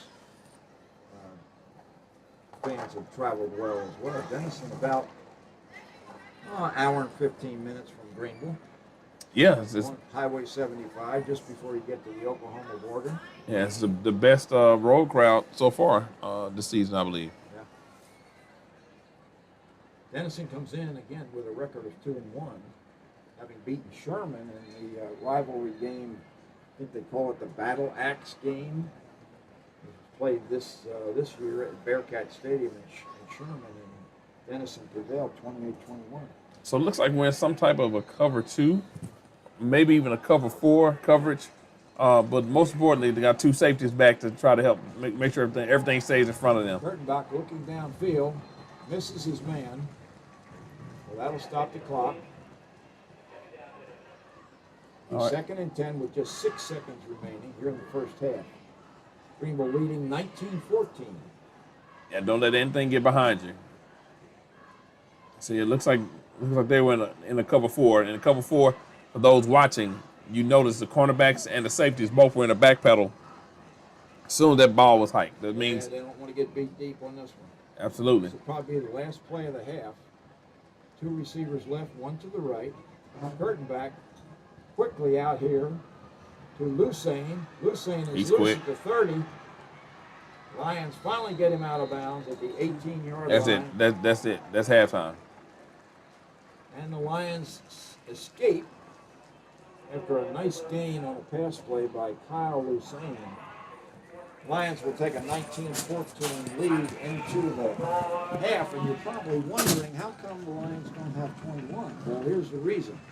We talked about special teams before the game, and the Lions kicker, Archer O'Neill, who's been dead solid perfect on all his placements, was roughed on a punt attempt, his first punt attempt, and he has not been back on the field. Consequently, Anthony Ibarra was short on one of his attempts, and then they went for two and were unsuccessful. So that results in a 19-14 halftime score, Doc. Yeah, if I'm Greenville, again, if I'm the coach, I'm still livid. I'm still going into the locker room because I got to get these young men, I got to get their attention about these penalties. Yeah. Micah is landing everything he has offensively, the whole offensive unit. When they execute penalty free, are doing a great job. Because we can't expect our defense to hold up against Denison in the manner in which they've held up, because Denison has had their own share of turnovers. Yeah, We've got to play disciplined football. Both offenses are running the ball pretty smartly, but they've been hurt by penalties, and both coaches have a lot of work to do at halftime here to get their troops to play a little bit cleaner. So we got a little popcorn working here in the booth. Matthew's enjoying it. And Donald's got a slew in front of him. You can't see it on camera probably, but Yeah, I wasn't sure. It just showed up. we're right there on the. See, we got the blackout on tonight. We've all got the black shirts. I got the black hat. Okay. Rev's got the old dreadlocks working. Absolutely. So we're going to try to get David Claiborne. So we'll take a break here for about a minute or so, and we'll see if we can run down David and get some stats for you folks here at halftime. Conserving energy is important to us here at GEUS. We even pay rebates when you buy energy-efficient appliances. Your conservation helps all GEUS customers. In the future, we will need to build new electric generators, and this can be expensive. And with our population growing, we will need that power. That's why we give rebates for Energy Star appliances. So think about replacing your bulbs with super efficient LED bulbs or adding insulation to your attic. Together, we can help all GEUS customers by doing our part. Check out our rebates online, and remember, GEUS is always ready to serve and assist you in any way we can.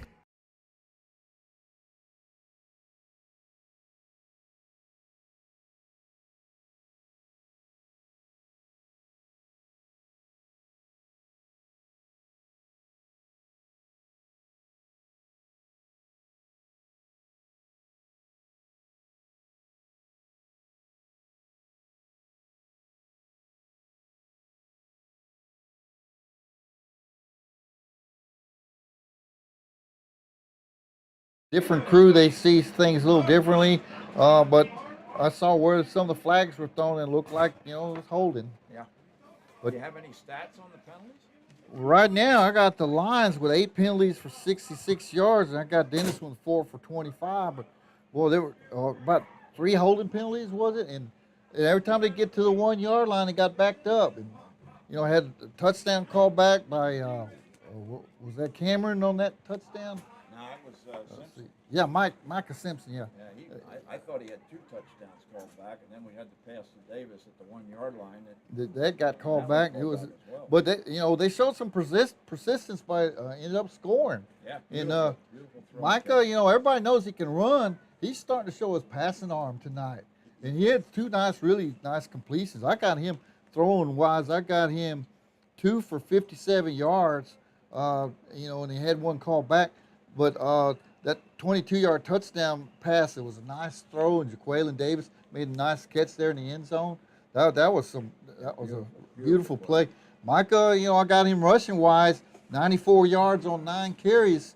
Cameron Neal had that 76-yard run, but he only had 1 other run. I'm kind of a little surprised they hadn't given him the ball more. Well, they're flanking him out, so he's not lined up as a running back very frequently. They're moving him around, but I like to see him back there and hand him the ball. You know, we know who his father was, and we know he could run. Henry could run, and Cameron showed some wheels on that speed. Well, you know, Micah and Cameron are faster than anybody Denison has. Yeah, I think it's you're pretty right. obvious. Yeah. And that was something the coach told me yesterday. He expected to have an advantage in the speed category. And Denison traditionally, you know, you've seen Denison before. I've seen them. They've had some great athletes. One of them, Warren Dade. And the last time these two teams played, Jaleel Dade, I think might have been his son, scored on a 99-yard touchdown reception. They've had speed, but Greenville matches up against them, and Greenville looks like the quicker team. Yeah, no doubt. I tell you, an injury that hurt was losing to Archer O'Donnell. Yeah. You know, as a punter and a place kicker, you know, and it missed an extra point, and there was a chance to go for a field goal, and you could tell they're going to go for it because Archer's not in there, and it looks like it has changed some things that they want to do. Yeah, Ibarra's not quite as comfortable with the placements as O'Donnell. You know, Ibarra went out that first game with some kind of neck injury, and he has that little wrap around his neck, and he doesn't look 100%, but it's good that he got him back because I was starting to wonder, well, who's going to punt the ball if he's not available? It's a real good thing. You know, and he had to make a tackle over there, so, you know, if he wasn't 100%, he was good enough to get over there and make that tackle. Yeah, yep. On stat-wise, you know, their quarterback, Josh, what is it, Kurtenbach? Kurtenbach. He's a tough kid. He's run for some yardage here. I got him with 30 yards on 8 carries. I got him completing 4 passes out of 8 for 51 yards. That running back runs pretty hard. Yerkes or Aliman, I got him with 70 yards on 10 carries. And Yerkes, 36 yards on 7. But, you know, the main two for the lines are Cameron with that long run. I had him 76 yards on that run. And then Micah with 94 yards. And Jaqueline Davis has both receptions. Yep. So that's your playmakers for both teams right there. Okay. This day and age, and you've noticed with spread formation, there's not as many playmakers. They may have one running back there. They may have 2. But they, unlike Chapel Hill, people don't run in and out a lot of running backs these days. Chapel Hill can do that. They're deep.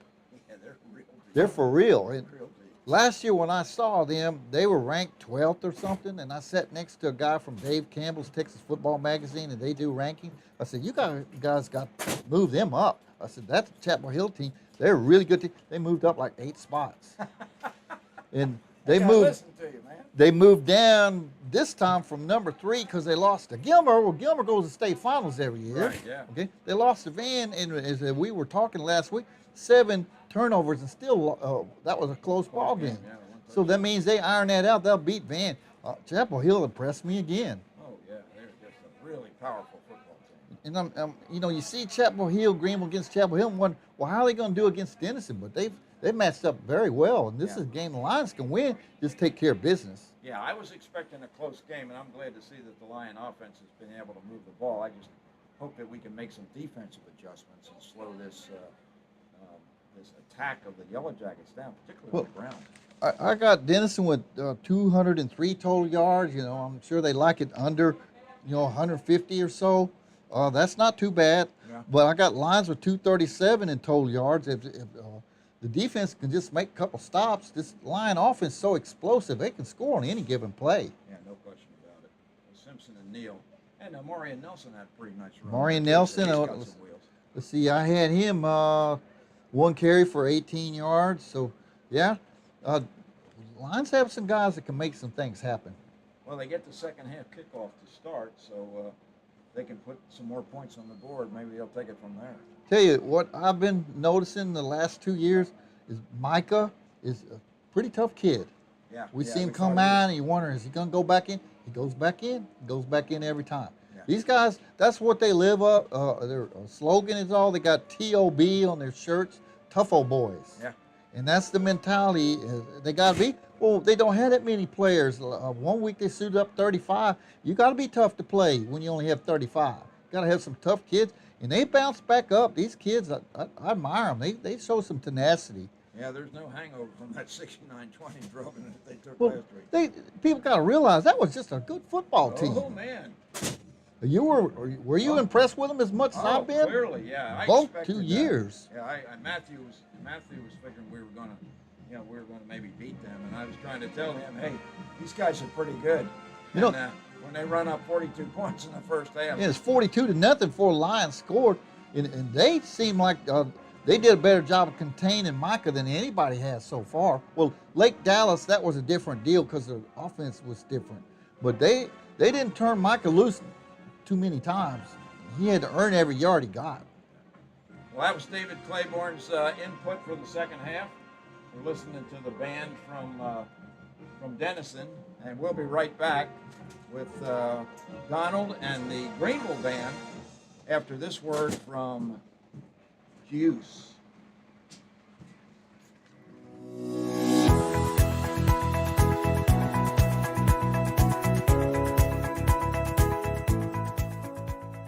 Greenville is surrounded by many beautiful trees.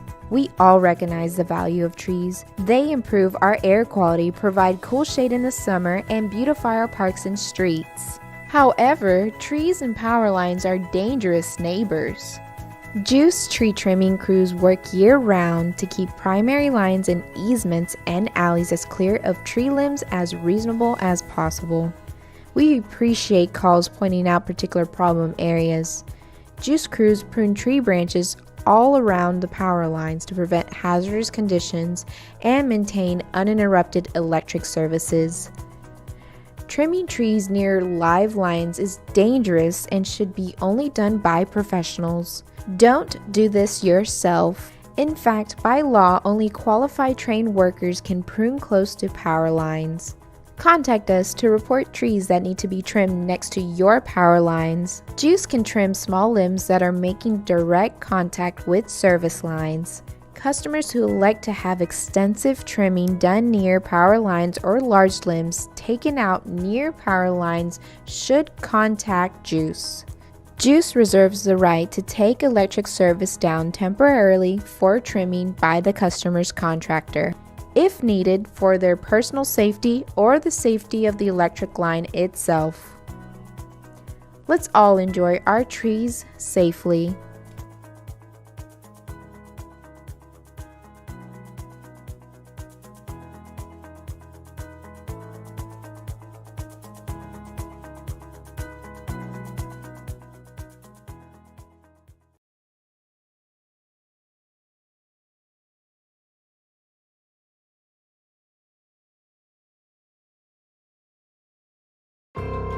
It was a thrill when you were working, especially a storm after a storm. I was probably 9 or 10, and I watched my dad climb a pole in the pouring rain to get the lights back on. My dad's eyes lit up when he found out Levi, my son, had got hired on at GEUS to be a lineman. My family's been in GEUS for a long time, and I kind of felt like that's where I wanted to head.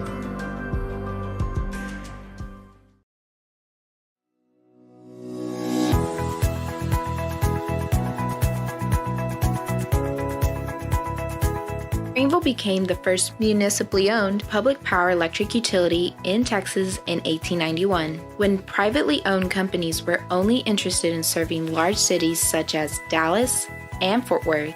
Greenville citizens took destiny into their own hands and began producing their own power. Today, more than 130 years later, GEUS continues to provide this vital service to our community.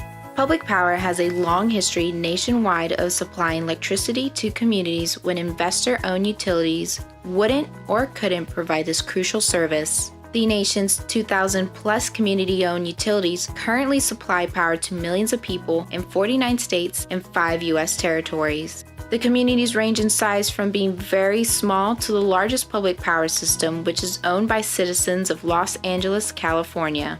San Antonio is the second largest city in the U.S. receiving public power. Municipally owned, public power utilities answer directly to their customers. Decisions are made locally by citizens of the community.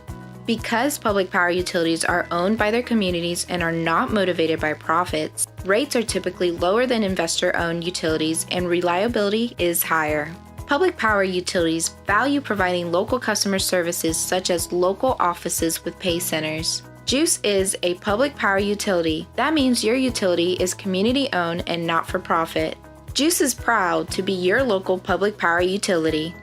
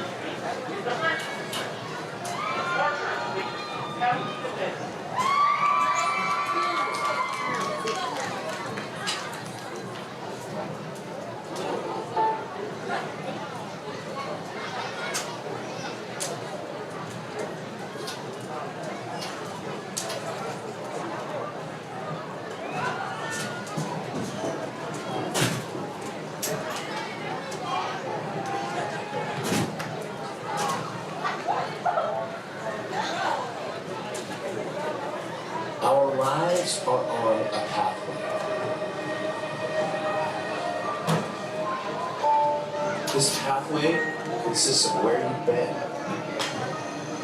where you are, and where you are going.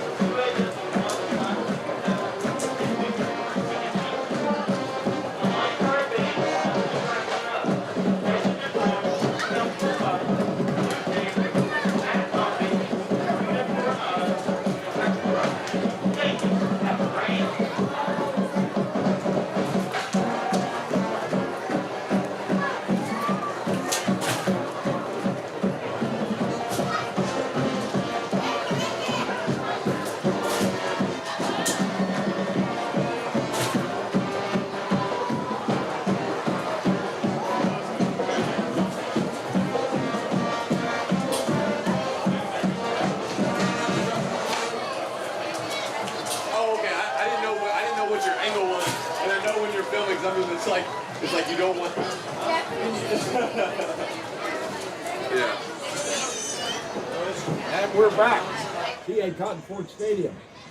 Donald Parrish and Bob Moody with Matthew Middleton at the camera and all the other technical stuff. He's got 3 fantastic cameras up here, and right now he's got one of them on you and me, Donald. Yes, sir. Smile purdy. Hey, hook 'em horns. Oh my goodness. Hook 'em horns. Put your guns up. Oh man. Hey, I'm sorry. Okay. Hey, before we go any further, Yes, sir. let's give some credit and some gratitude to GISD providing us with a little Chick-fil-A chicken sandwich and Peddler's Pizza tonight. Yeah, that was pretty good, man. That was pretty All good. the water and Dr. Pepper and Sprite that you can drink. Yeah, and obviously they spread the word this week because there's none left. Last week we could take a little doggy bag home. This week they I think the word spread. So you have to stop at Buc-ee's on the way home. Well, hey, if you have to stop at Buc-ee's, you just have to, right? Like it's a necessity. Buc-ee's is a destination. It's not a stopping. No, not at all. Not at all. All right, back here. Greenville leads Denison 19-14.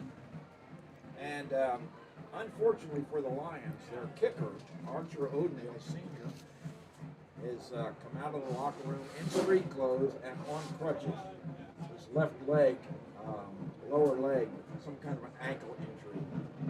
And hopefully Archer will be able to get better quick. Yeah, I agree. All right, Denison about to kick off, so the Lions will get the ball to start the second half. Ryder Poole and Matthew Rangel both lined up, one a lefty, one a righty, and we'll see who gets the ticket this time. Going to be Ryder Poole. It's a pop-over kick. It's going to come down at the 20, taken by Jaqueline Davis. He's up to the 35 and beyond. Nice run back by the senior wide receiver, who had a nice touchdown catch here in the first half. He did. And all that trickeration on the kickoff, you're just taking away another sure tackler because those kickers are not going to tackle anybody. So I don't know. I mean, I get it. I understand it. I understand the concept. I just don't know if I would do it. Well, one thing that Davis did that I like is he went north-south, Donald. He didn't try to go side to side. He just got as much as he could going straight ahead. Absolutely. 36-yard line is the starting point for the Lions. Micah Simpson is at quarterback. Davis and an Nelson to the right. Fakes a handoff and nothing doing up the middle. Wow, just a host of yellow shirts met Micah Simpson. It's like a loss of 1, called 2nd and 11. Ball now at the 35-yard line. Yeah, it looks like Denison has made the adjustments to the inside run that had just gutted them that entire first half. Number 54, Josh Turner in on that tackle. 2nd and 11. 2 running backs on either side of Simpson. Drops back to pass. Now he's scrambling. He's got the corner on the far side, but he's forced out of bounds after a short gain. I think I see the adjustment. It looks like they have, we just got a little extracurricular activity on the sideline over there. The penalties have already started. We saw 2 yellow flags go up in the air. It looked like a little bit rough at the end of that play, like maybe a tackle out of bounds. Let's see what the call is. Might have been some Lions coming to Simpson's defense. It looked like a kind of a late hit. Yeah, and it looks like Denison is in some type of a 4-2-5 alignment defensively, but it looks like both of the linebackers are spying Micah Simpson. I think that's the adjustment I see so far in this second half. Unsportsmanlike conduct against Greenville. That's going to cost the Lions 15 yards. And it's going to make it tough. It's probably after the play, so I would think Absolutely, dead ball foul. Will remain second down. 8 penalties against the Lions in the first half, and now we've got another one. And it's a big one. Takes the ball back to the 20-yard line of the Lions. So I suspect that the Greenville, the Lions were not happy about Simpson being looked up over there on the far sideline, and somebody came to his defense and did something that he shouldn't have done. And again, working with this age group, having coached this age group, it is difficult to get them to understand. Referees are here; they will take care of it. You know, we got it. I know you're emotional. I know this games mean something to you because it's the first game of a district, but we got under control. Just go back to the huddle. Cameron Neal flanking the swat now. Simpson rolling right. He's got some room. He's up to the 30. He's up to the 40. He's got a first down. Got first down. Oh, no, he doesn't have the first down. We were so far back. We were, you're right. Oh, my goodness. That was about a 25-yard pickup, and we're still short of the first down by about maybe a couple of yards. But let's see.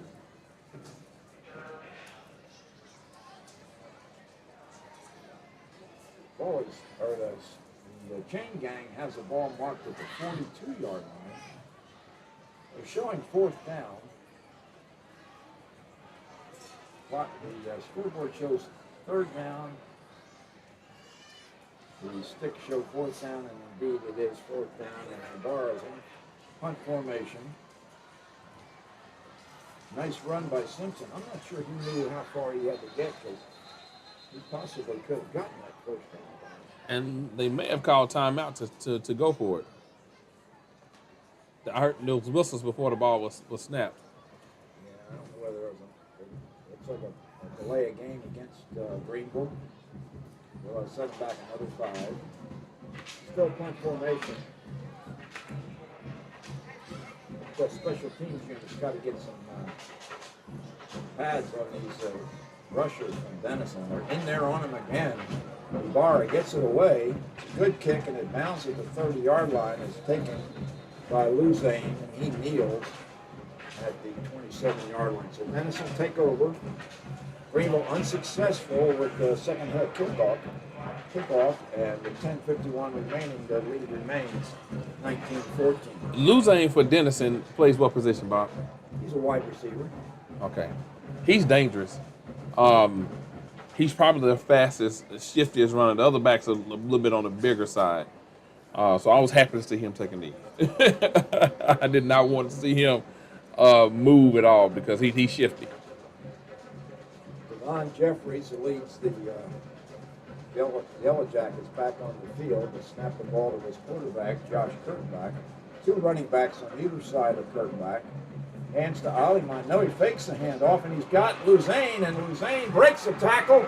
He's loose. He's down at the 20, being pursued and brought down by Jamorian Stevenson on a touchdown-saving tackle inside the 10-yard line. Listen, I hate being right about something like this, but that young man is shifty. You called that one, partner. That young man is shifty. Beautiful throw by Kurtenbach. Quick to the line of scrimmage. This is a handoff to Aliman. He breaks one tackle, but he's brought down after a short gain by Jonathan Sampson. But in a game like this, you just cannot let penalties force you just to give away a drive, and that's what we did on this first drive coming out of halftime. And this is why we can't afford to do so, because we put our defense in this position. Second, and we'll call it goal on the 8-yard line. Beautiful pitch and catch by Kurtenbach and Lucene on that. About a 50-yard pickup. Kurtenbach takes a snap, takes a handoff, rolling right. He had Yerkes, tries to find Yerkes and throws the ball out of bounds. Just couldn't break the coverage back there by Luna and good pressure. Put a flag on the play. Was it a late hit on the quarterback, you think, or? No, it's back over here. It's on the offense. More laundry on the field. Looks like this one's going to go against the Yellowjackets.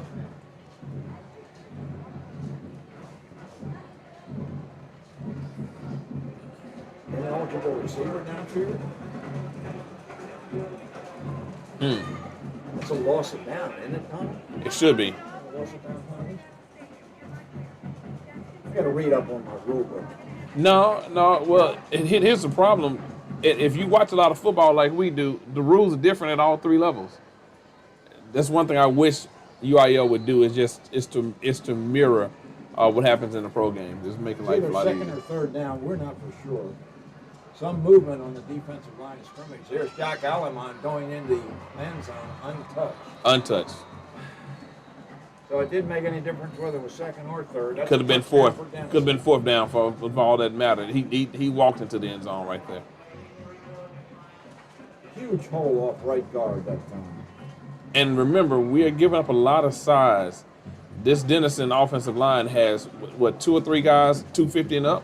Well, one 250, one 275, and one like 295. They're big. Yeah, they're big guys, and so Move some people around. Denison now going for 2. This is pretty interesting.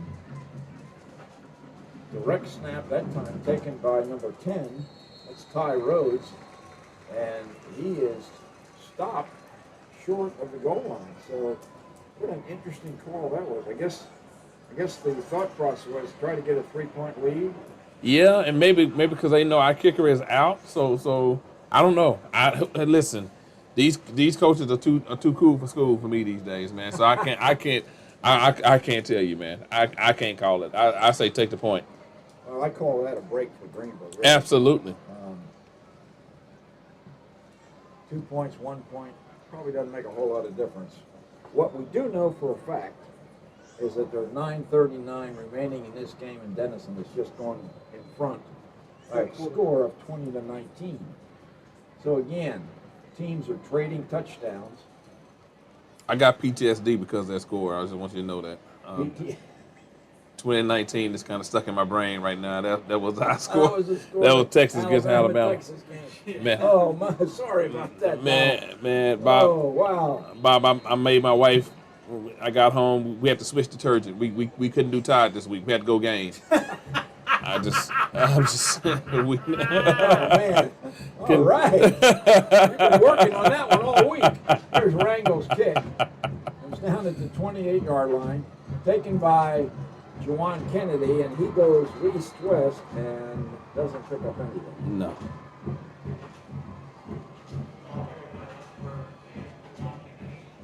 So Kennedy's east-west run back will start the Lions at the 29-yard line. And need to get that offense going and keep the penalties at a minimum. How about let's have a penalty-free drive? I think we can get some points if we do that.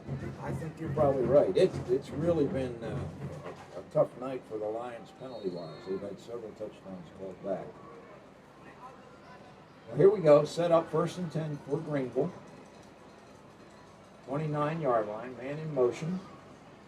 There's Amarian Nelson. Nelson's got a little bit of room on the jet sweep. We'll give him 2 yards. Yeah, and Denison now coming out with a six men across the defensive line. And so you'll see, for those who watch professional football, the Rams do this a lot. The Rams will have 6 men on line of scrimmage. Now, granted, they got a guy by the name of Jalen Ramsey in that defensive backfield that lets them get away with that. But in our context, they are doing whatever they can to try to stop Micah Simpson at the line of scrimmage. Because if they don't stop him at the line of scrimmage, he gets his second level, he's gone. Forget third level. Nobody's going to catch him when he gets his second level. 2nd and 8. Fakes to Nelson, and wow. Kennedy is hammered, and there's a flag down at the end of the play. See if that's a little bit extracurricular activity against Denison. And it is. It's a personal foul. 15 yards. That'll result in a Greenville first down, this time by a penalty against Denison. So a break for the Lions. Kind of rough up Micah Simpson a little bit, soften him up a little bit now. Yeah, this is. I don't know. This is why I miss being on sidelines, because I'm wondering if there's some chatter going on between the teams, which is why things are getting a little chippy. And it wouldn't surprise me if we get another personal foul penalty if the referees don't kind of stop the game and go talk to both coaches.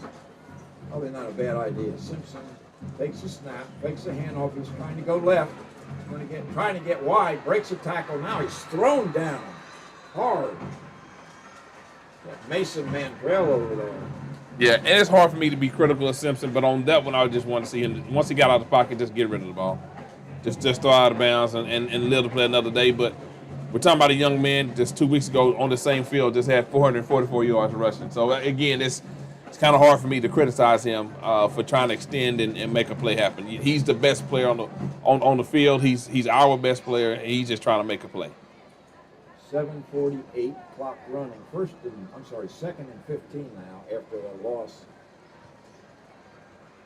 The tackle was made by Josh Turner, actually. A nice bubble screen here to the wide side of the field, man. And yeah, trips right. Simpson looks that way. Now he's looking left. He's got some room here on the right side. Tries to find a man. I think he's found Davis. Was that complete? It is complete at the sideline. It's going to be short of the first down. It'll be about third and maybe 2 or 3 yards for the first down. But again, Simpson finds Jaquelin Davis. And I gotta tell you, I'm loving the spats that Davis is sporting down there. What do you think, Tom? Hey, man, in the 90s, we were all spatted up, man. I think we care more about spats than what we did the game sometimes, man. He's got the white towel against the black pants. He's got the white gloves and the white spats. Oh, yeah.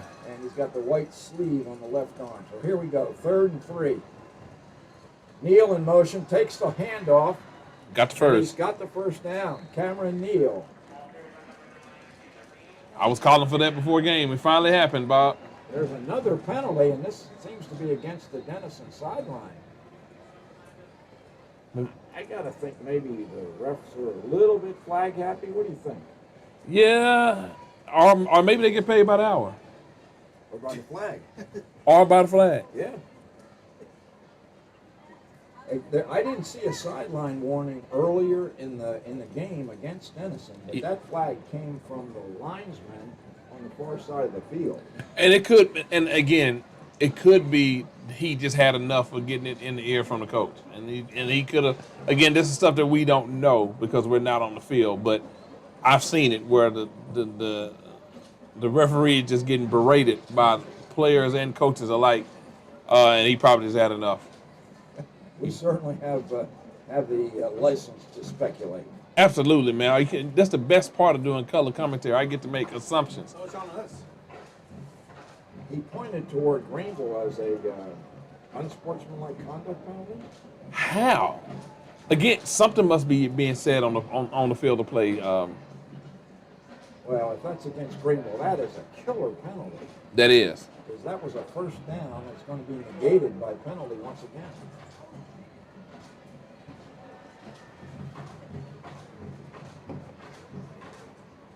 I mean, that came from the far side of the field. Now, I didn't see a Greenville player anywhere in the vicinity. Yeah, I'm going to have to get back and watch this re-airing of this game thanks to GEUS and our GEUS network. 'Cause I got to see what happened there. I have no idea. That penalty Markov moves the ball back to the Greenville 42-yard line. It's 3rd down and 14 now. Coach Duke is asking for an explanation. I wish I had one for you folks, but I don't. I'm sorry. 20-19, Denison leads with 6:43 remaining here in the 3rd quarter. Lions with the ball, but facing a 3rd and 14 yards. Now it's first down. Yeah, because that was a dead ball penalty. I was curious about that because if it was a dead ball penalty after the play, then the play stands, but then you mark the yards back. Okay, well that's a whole lot better than 3rd and 14, folks. No question about it. But again, a penalty just costs the Lions 15 yards, and the yards are, they're not easy to come by tonight. No.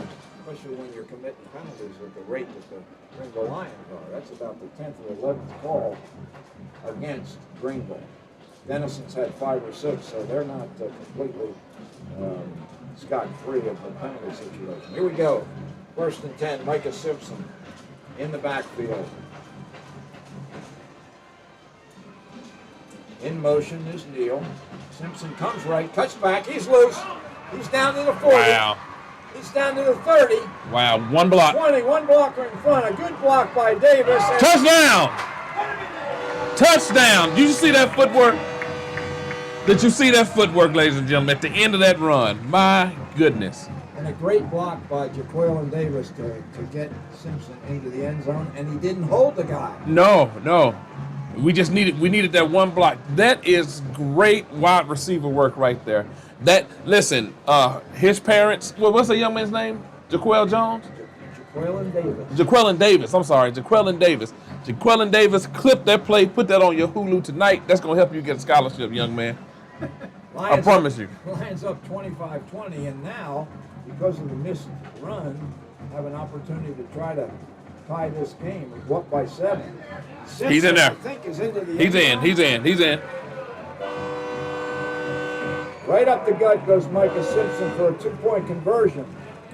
And Greenville takes a 7-point lead, 27-20, and another scintillating run by Micah Simpson, and lots of help down at the 5-yard line from Jaqueline Davis to clean out the final defender and get him into the end zone. And Bob, what I mean by that is it's so hard to get youngsters to play for more than themselves, right? And if you're a wide receiver on Greenville, all you're doing really this season is running and blocking. You're not doing a whole lot of catching this season, right? So to have the presence of mind to put team first and to initiate a proper block down the field that did not result in a penalty, that's the kind of stuff that college coaches are looking for. And that's the kind of thing that'll have them take a second and third look at your highlight tape to see if you can be a part of that program. Yeah. This is typically the Micah Simpson show, but I think we're going to have to give a second fiddle to Jaqueline Davis. Yeah, he's doing a little bit of everything. And not only catching the ball, but again, being a great teammate. And you young people, hear us and hear us well. From the time you hit the field, you're being watched. Everything you do. Here's Ibarra's kick.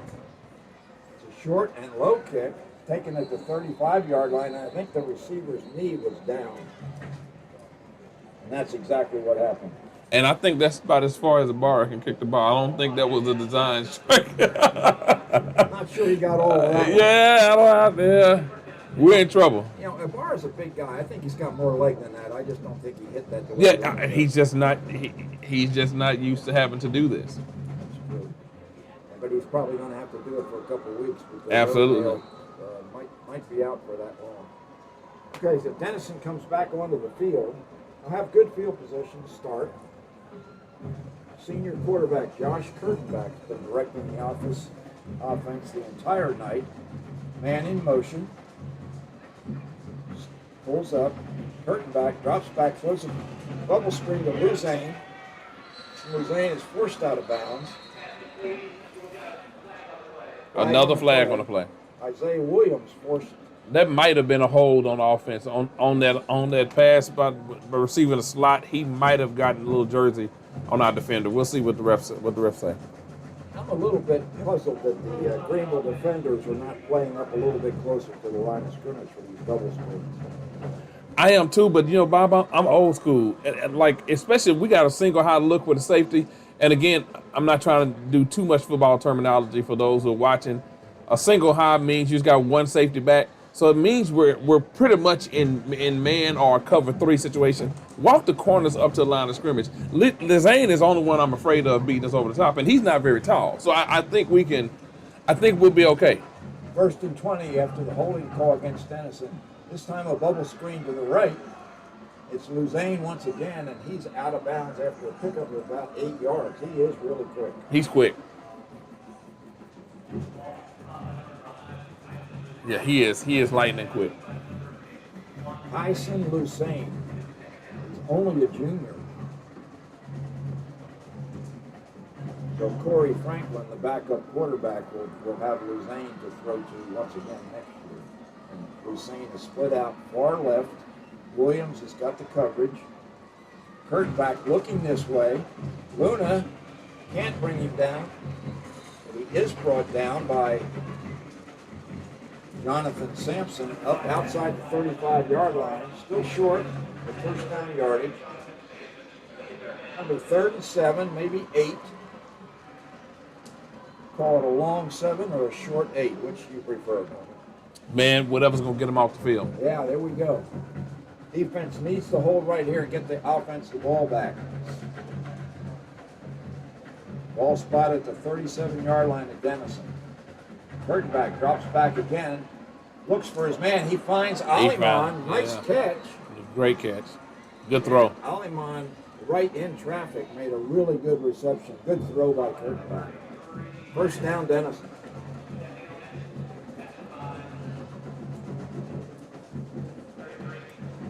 Really good throw there. Right on the money.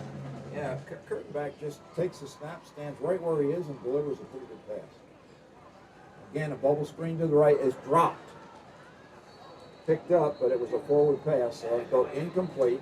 That was Luzane with the intended receiver. 2nd and 10 for Denison. Ball spotted at the 49-yard line of Greenville. 4:58 remaining. The Lions lead 27-20. And again, not to be too critical, and I get they run all these bubble screens, so you understand why, because you can't jam the guy that's in the bubble screen, because typically he's lined up off the line of scrimmage. But when they're coming out in formations where they're not running the screen, the fact that we're not touching these wide receivers and they're running against air, we're not disrupting their timing. Yeah, trips right. One guy up close. Hand off. This is, well, that's Aliman or Kirk Jerksies. And it is Grant Jerksies with the carry. 3rd and 2. Quickly to the line of scrimmage. Once again, trips right. Plenty of time on the play clock for Denison. I think this is going to be a quarterback run. Birkenbach. And there's a whistle once again.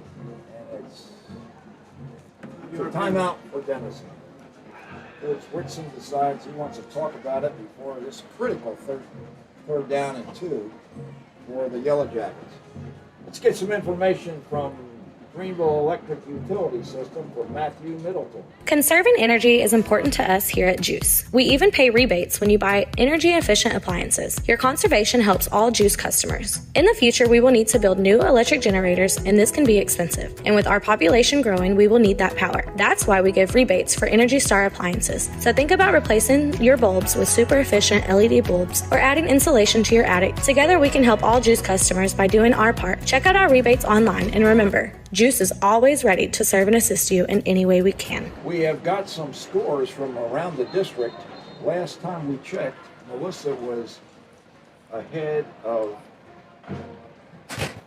whoever they were playing. Crandall, Yeah. 37-7. What's the update? 44-14. 44-14, Melissa over. Yes, sir. Melissa over Crandall. Poteet is still up on Princeton, 14-10. Okay. And Lovejoy is up 38-7 over Terrell. Okay. Here we have 3rd and 2. Kurtenbach is stopped initially. Justin Fisher bursts through. And then Enrique. They're going to get right on the line and go for this. Yeah, I'm sure they are.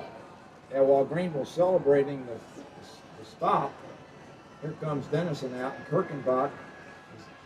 Oh, he's going to get the first down, but again, he was hit hard. The ball might have popped loose.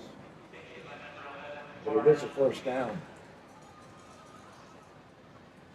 It's a big stop by Ruben Enriquez, but they were so busy celebrating they didn't realize that Denison was coming. Absolutely. Right You're playing back against a no-huddle team. You don't have time for all the extra.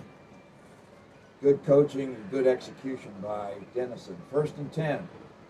Hand off to Aliman. Aliman is upfield, still going. Still going. Down around the 20, being ridden out of bounds by Jamorian Stevenson inside the Greenville 20-yard line. Good defense on 3rd down a minute ago, but not very good on 4th down. Greenville just wasn't ready on defense that time. Credit to the Yellowjackets. 1st and 10. Hand off to Aliman again. He's got some room over left tackle, breaks a tackle, and forces his way down close to the 10-yard line. And he's pretty close to moving the chains. Yeah, and this is where this no huddle is. We look a little confused on defense. And tired. Aliman takes the hand off and stumbles his way forward for another Denison first down. Had he not stumbled, he would have walked in the end zone on that play. We've got to. Man, you hate to burn a time out here, but Denison going very quickly. And they keep handing it off to the junior running back. And he's down to about the 1 yard line. It'll be 2nd and goal from there. 3:15 remaining, clock running quickly to the line of scrimmage once again, catching Greenville. But a good defensive Good job defense that there. time. Denison went quickly, but Greenville's left defensive side did a great job. That's Khalil Parker over there. Going to bring up a 3rd and goal from the 1 yard line. Denison going to take their time this time. But Greenville gets a quick breather. Let's see if the Lions can stiffen here and get a goal line stand working. Haven't seen one of those tonight. No. 2:35 remaining here in the 3rd quarter. And oh my goodness, Yeah.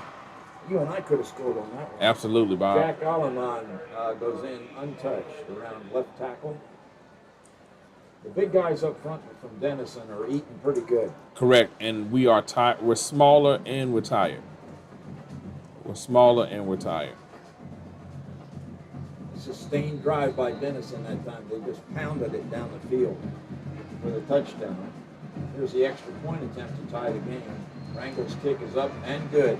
27-27 with 2:29 remaining here in the 3rd quarter. I'll tell you what, it's kind of been a fun game. I mean, we'd like to be ahead by 3 or 4 touchdowns, but this is pretty entertaining. This is entertaining, but the thing about it is, I was about to say we need to play complementary football. We do run the ball. We do play a ball control style offense. It just so happens our playmaker is so dynamic that he'll score quickly. And what may be a little counterproductive is if he gets a long run and scores, because then we put an entire defense back on the field. Yeah. Greenville spent a lot of time on defense this half. So this may sound strange, but these first and second down, I may not throw the ball to Simpson. I mean, I may not have Simpson run or throw. I may just want Simpson to just kind of hand it off, just so we can give our defensive coaches a chance to talk to the players and try to figure some things out. Simpson and Davis back deep, standing at their own 10-yard line. The Ryder Poole and Matthew Wrangle, the dual threat kickoff people for Denison. Wrangle, the left footer. Ryder Poole, right footer. You kick it. No, you kick it. No, you kick it. I got it. You take it. No, I got it. It's my turn. And it's Ryder Poole this time. Ball was over the head of Quan Kennedy, and he's brought down at the 11-yard line. And that's why you do that. I guess so. Very effective. Very effective. Melissa is still up on Crandall 44-22, and Lovejoy is all over Terrell 45-7. With Poteet and Princeton still at 14-10. Okay, those are your teams. The other 6 teams in District 7-5A Division 2. Other teams that are in the Lions district and will be opponents as we go down the schedule. Next week we'll be at Princeton to take on the Princeton. I think it's the Tigers. And in college it's the Princeton Tigers. Well, we'll just go with that. There we go. Okay, 1st and 10 for Greenville. Deep in their own territory, the 14-yard line. Micah Simpson rolling right. Looked like he had the option. He throws it out of bounds. That's a live ball, and it goes out of bounds, fortunately for Greenville. That was a lateral, I believe, Donald. Yeah, I wouldn't have done that. I know Micah's special. I would not have done that on the 11-yard line. Again, I just would have turned around and just had him hand the ball off to the running back. Again, we got to give our defensive coaches and our defense a chance to catch a breather. Well, normally when you run the option, it's a little, you throw it, from your hip or from your chest. He actually threw a pass backwards to try to get it out to, I think, Cameron Neal, and Greenville was lucky that ball rolled out of bounds, although it puts them way, way, way back close to their own goal line. 2nd and we'll call it 22 yards. Simpson standing in his own end zone, trying to come out. He's got some room. He's out beyond the 5-yard line, where it'll be 2nd or 3rd and forever.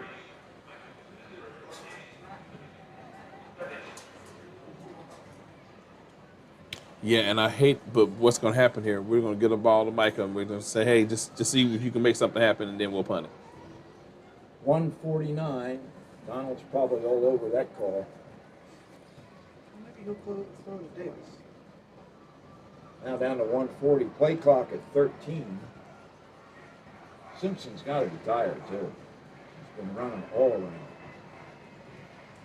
Two receivers right, one to the left, H-back formation. Quarterback draw. Simpson trying to get some room, and he gets some, but not nearly enough for the conversion, and that'll force a punting situation for the Lions. Ibarra will be standing pretty close to his end zone, if not in it. Yeah. And he lets this punt go, and I'll tell you what, the pressure from Denison all night long on these punts has been intense. And you know they got to be coming after this one. Because this is points here. If they get to this point, punt, it's points. Yeah, and that is not Ibarra in punt formation. I think that might be Carmelo Brown. And he's 1 yard deep in his end zone. Good snap. Gets the kick away. It's a pretty good kick. Comes down at the 42-yard line and bounces a Greenville bounce. And Stevenson, instead of grabbing it, lets it bounce back between his legs, and it's down at the Greenville 46-yard line. Good field position for the Yellowjackets to start. 32 seconds remaining here in the third quarter of a 27-27 game. Like you said, Donald, the tired defense is back on the field real quick. Tired and beleaguered. Did not have much of a break at all.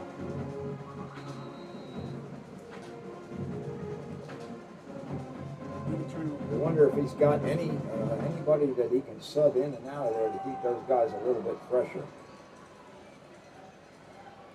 Three receivers to the right. Curtain back, hands to Aliman, going right. He cuts back. Lions having bottled up at the line of scrimmage. Yes. Do a really good job. We're going to give him a gain of 1. Yeah. Before he's brought down by 3 Lions tacklers. No, they didn't give him anything. Call it no game, 2nd and 10. It's the kind of defense that the Lions are going to have to play in this series. Looks like the quarter's going to run out before the Yellowjackets get off another play. So at the end of 3, 27-27. Great game here at T.A. Cotton Ford Stadium. Yep, we're in a fight. We are in a fight, ladies and gentlemen. Yellowjackets are trying to sting the Lions, and the Lions are trying to eat the Yellowjackets. There you go. All right, we'll take a 30-second timeout and be back with you for the fourth quarter. Sign up to participate in GEUS's Roundup program and help people in our community in need. If your bill is $105.48, GEUS will round up to the nearest dollar, making your overall bill $106 even. Individual customers donate between 1 cent and 99 cents per month. When we all give, it turns small change each month into a big community impact. The average customer would just give $6 per year, never more than $11.88 per year. GEUS Roundup program can make the difference in the lives around you. Sign up now.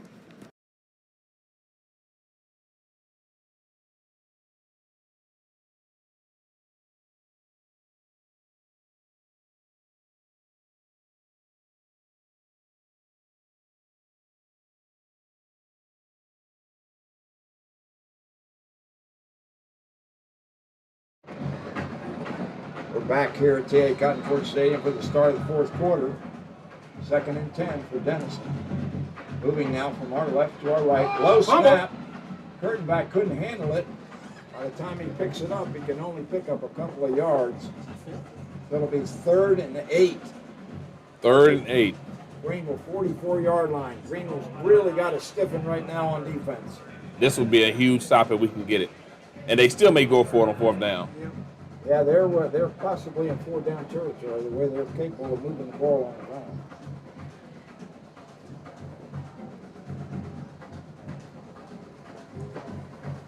Colby Carrington's getting some time at wide receiver for Denison.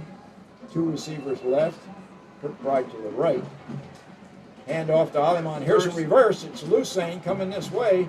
He's got yardage. He's up to the 30. He got the first down. He's breaking for the goal line. That's He's down touchdown. at the 5. He's in for a touchdown. Nice little misdirection that time, and Denison converts. And he's still running. 44-yard run by Kyson. He's still running. He ran all the way to the sideline. He's still on running. that one? Excessive running? I don't think that's No, excessive. Quickly into the lead go the Yellowjackets, thanks to Kyson Luzane. Now Matthew Rangel with the attempted extra point. Snap is good, the hold is good, kick is good. Denison goes up on Greenville 34-7. 34-27, excuse me, they by 7. So now the Lion offense a little bit behind the chains. We need to do two things on this drive. Of course, we need to score 7, but we also need to take some time off the clock. We got to give our defense coordinator and our defensive coach and our defensive captains a chance to talk about what they're seeing and see if they can't mount some form of resistance to what Denison is doing. Denison, in my opinion, is not doing anything that they haven't done all game, but we just have not proven that we can stop it. Yeah, and I was watching the defenders walk off the field, and they are clearly gassed and dejected. Yeah, yeah, that was lightning in a bottle there. Luzane kind of did his best imitation of Micah Simpson. And, yeah, he's quick, man. He clearly is. He's definitely as quick as anybody on the Greenville team. All right, so here's the Denison kickoff. 11:06 remaining. Plenty of time for Greenville to come back. 34-27, Denison leads. Ryder Poole with a low snap goes over the head of Williams and out of bounds. And I think because Williams touched it, that will not be a penalty. Did he actually touch that ball? No. Greenville fans are thinking that maybe the Greenville fans are just reacting to the cheerleaders. I'm not for sure. They did. They said he touched it. He didn't touch that ball. Ball went over the head of Isaiah Williams, and I think he might have got a hand on it before it went out of bounds. So again, poor field position to start, and that's got to kind of close up the playbook a little bit, Donald. It does, especially given what just happened the last time. So I know we want to debut the option a little bit today, but this is not the time for it, I don't think. And Anthony Ibarra is not in the game, so he's. There's a hole at left tackle. Here's a cutback run by Simpson. He loses the ball, and it's picked up by Kenyon Kelly for Denison. So if that's a turnover on the fumble by Simpson, here comes the defense back onto the field already. There is a penalty on the play. Let's see what it is. Greenville offense staying on the field, so maybe they caught a break here. Or maybe not. Looks like the turnover is going to stand. The penalty must be against the Lions. We'll wait and see. And that's a tough one right there. You're saying it's on Denison. But maybe after the play.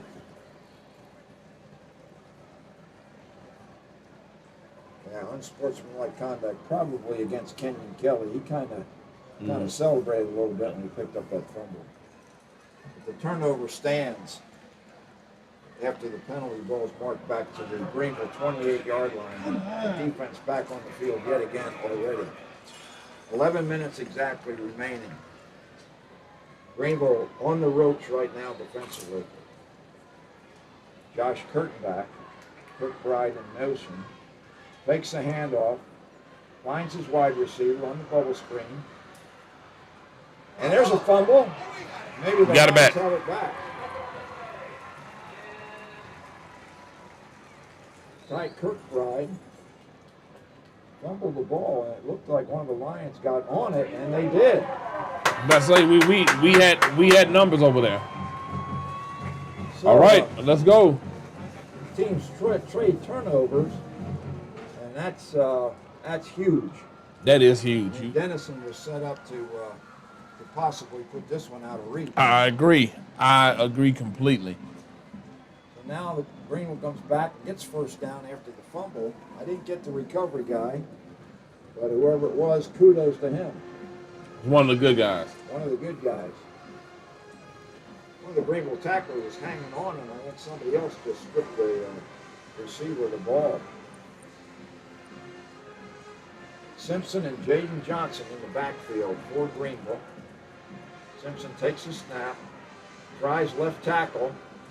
He stopped, pushes his way forward with the help from a couple of his linemen. Ends up with about a 5-yard pickup. What do you think of that deal where a running back can be pushed by his lineman? Reminds me a lot of a rugby scrum. Exactly. But it works in Greenville's favor that time. It'll be 2nd and 5. Ball Absolutely. spotted. The first time I remember that was, remember back in the day, Notre Dame versus USC? Yep. And USC lineman pushed Reggie Bush into the end zone. 2nd and 5. Nelson in motion. Simpson again keeps the ball. Right up the middle. He's hog-tied at about the 38-yard line of Greenville. That's one of those deals where looks like there might be a penalty on the play. Holding against the Lions. See, that should have been a horse collar the way he Yeah, I grabbed him. thought that might have been a horse collar Well, tackle. if but they don't complete it, so with the horse collar, it has to be the grab him by the back and shoulder pads, and they have to complete the tackle. And like if they grab him and let him go, they tend not to call that horse collar. Yeah. So you can grab him up there to slow him down. If you pull him down by the horse collar, by the collar, then it's a horse collar. Another critical penalty against the Lions. Moves the ball back to the 14-yard line. 2nd down and 14 to go. And you can't do this. You cannot do this. But they're doing it. Donald, they're doing it, and they're up double-digit penalties, well beyond double digits. So they're just, like you said, shooting themselves in the foot. Simpson rolling to his left, has room to run. Now he decides to run, but he waits a little bit too long. And a nice defensive play by Roman Henderson for Denison. Pickup of short yardage. Call it 3rd and 11.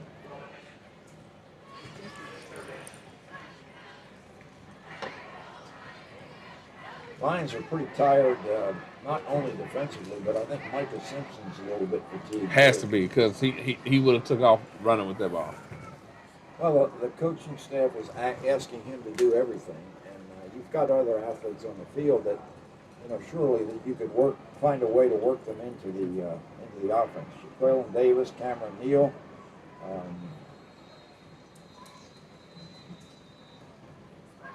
Looks like maybe Greenville's going to call timeout.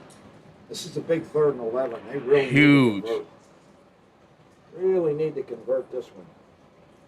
Do you think if it gets to 4th and short, they go for it? Well, it's still a lot of time on the clock. There's 8:47 left.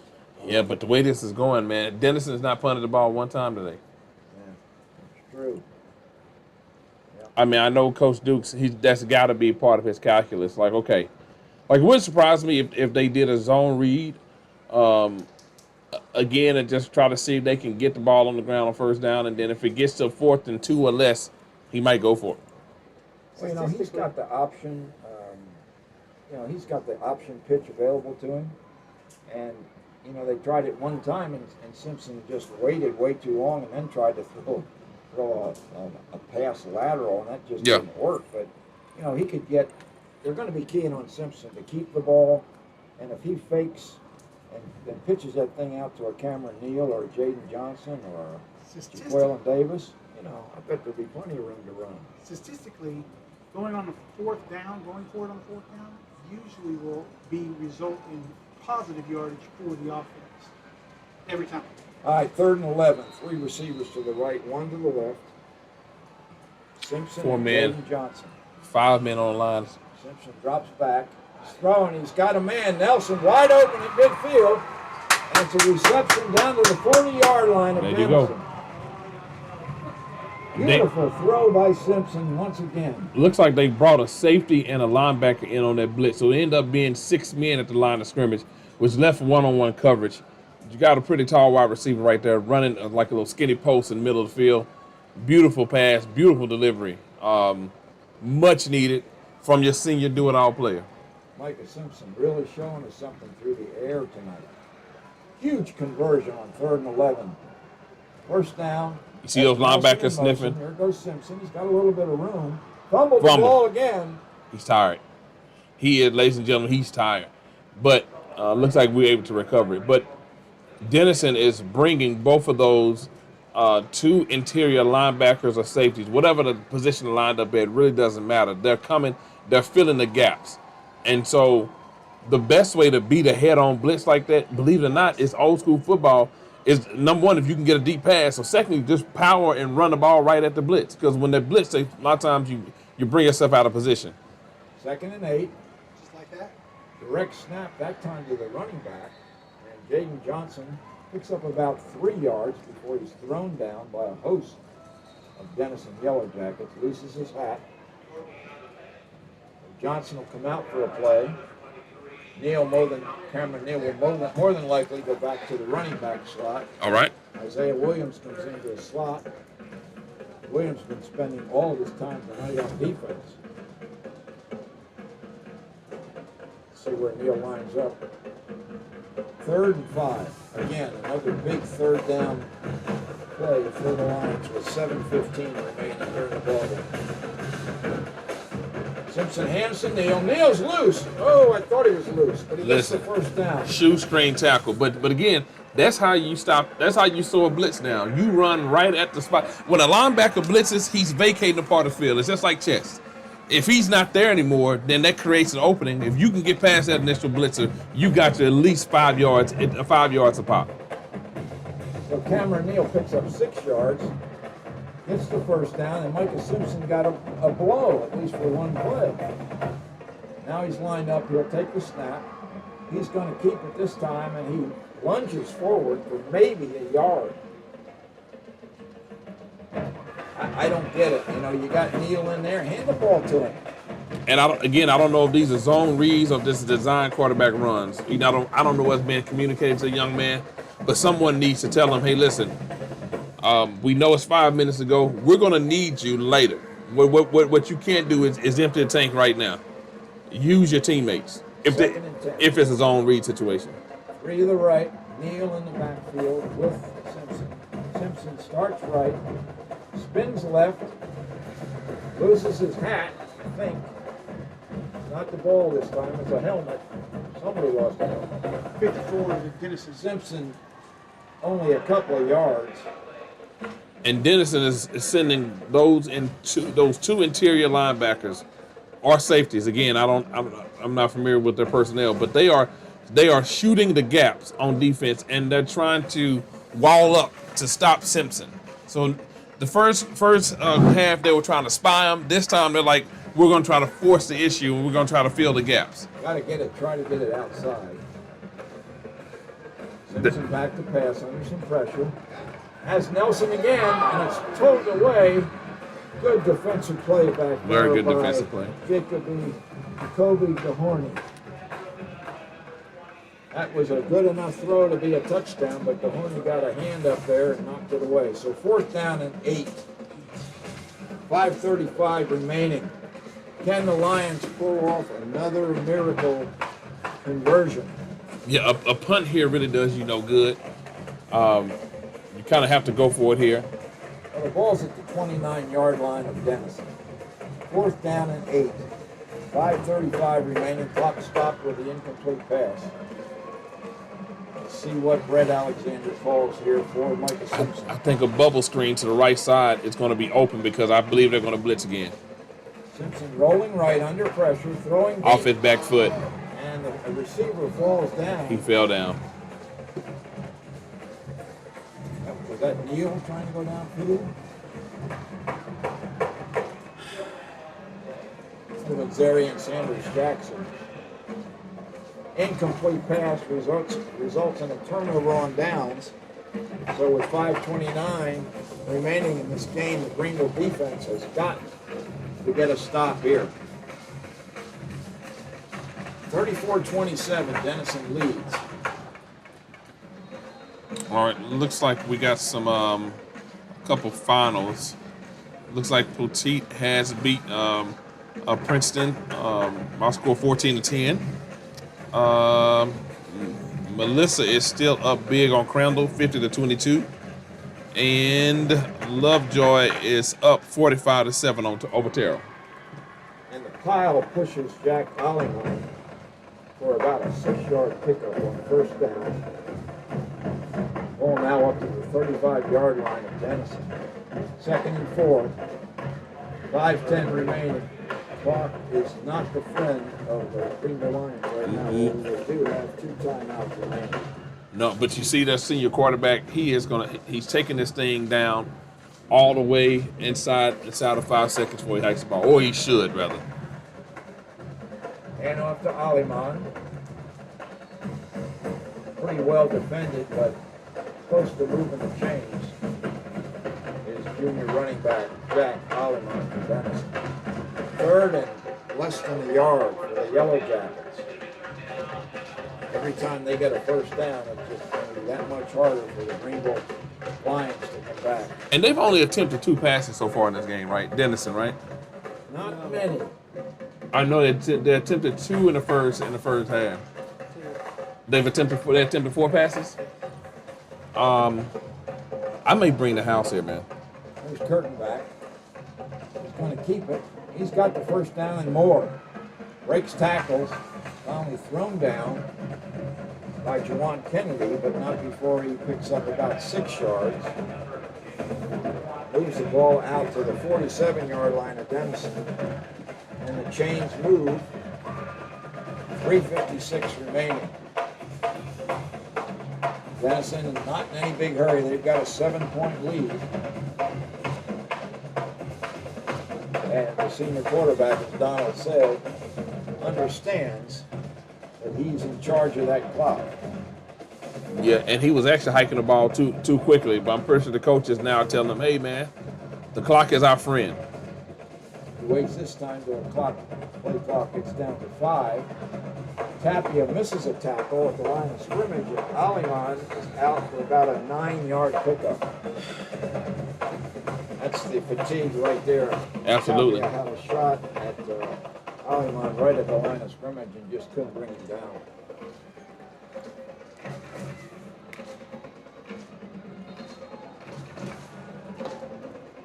Second and 3. Ball at the Greenville 44 now. 2nd and 2 as they respot the ball. Play clock at 25. 3 minutes exactly remaining. And each time they can run that clock all the way down. It's a 45-second clock in high school, right? 25-second clock.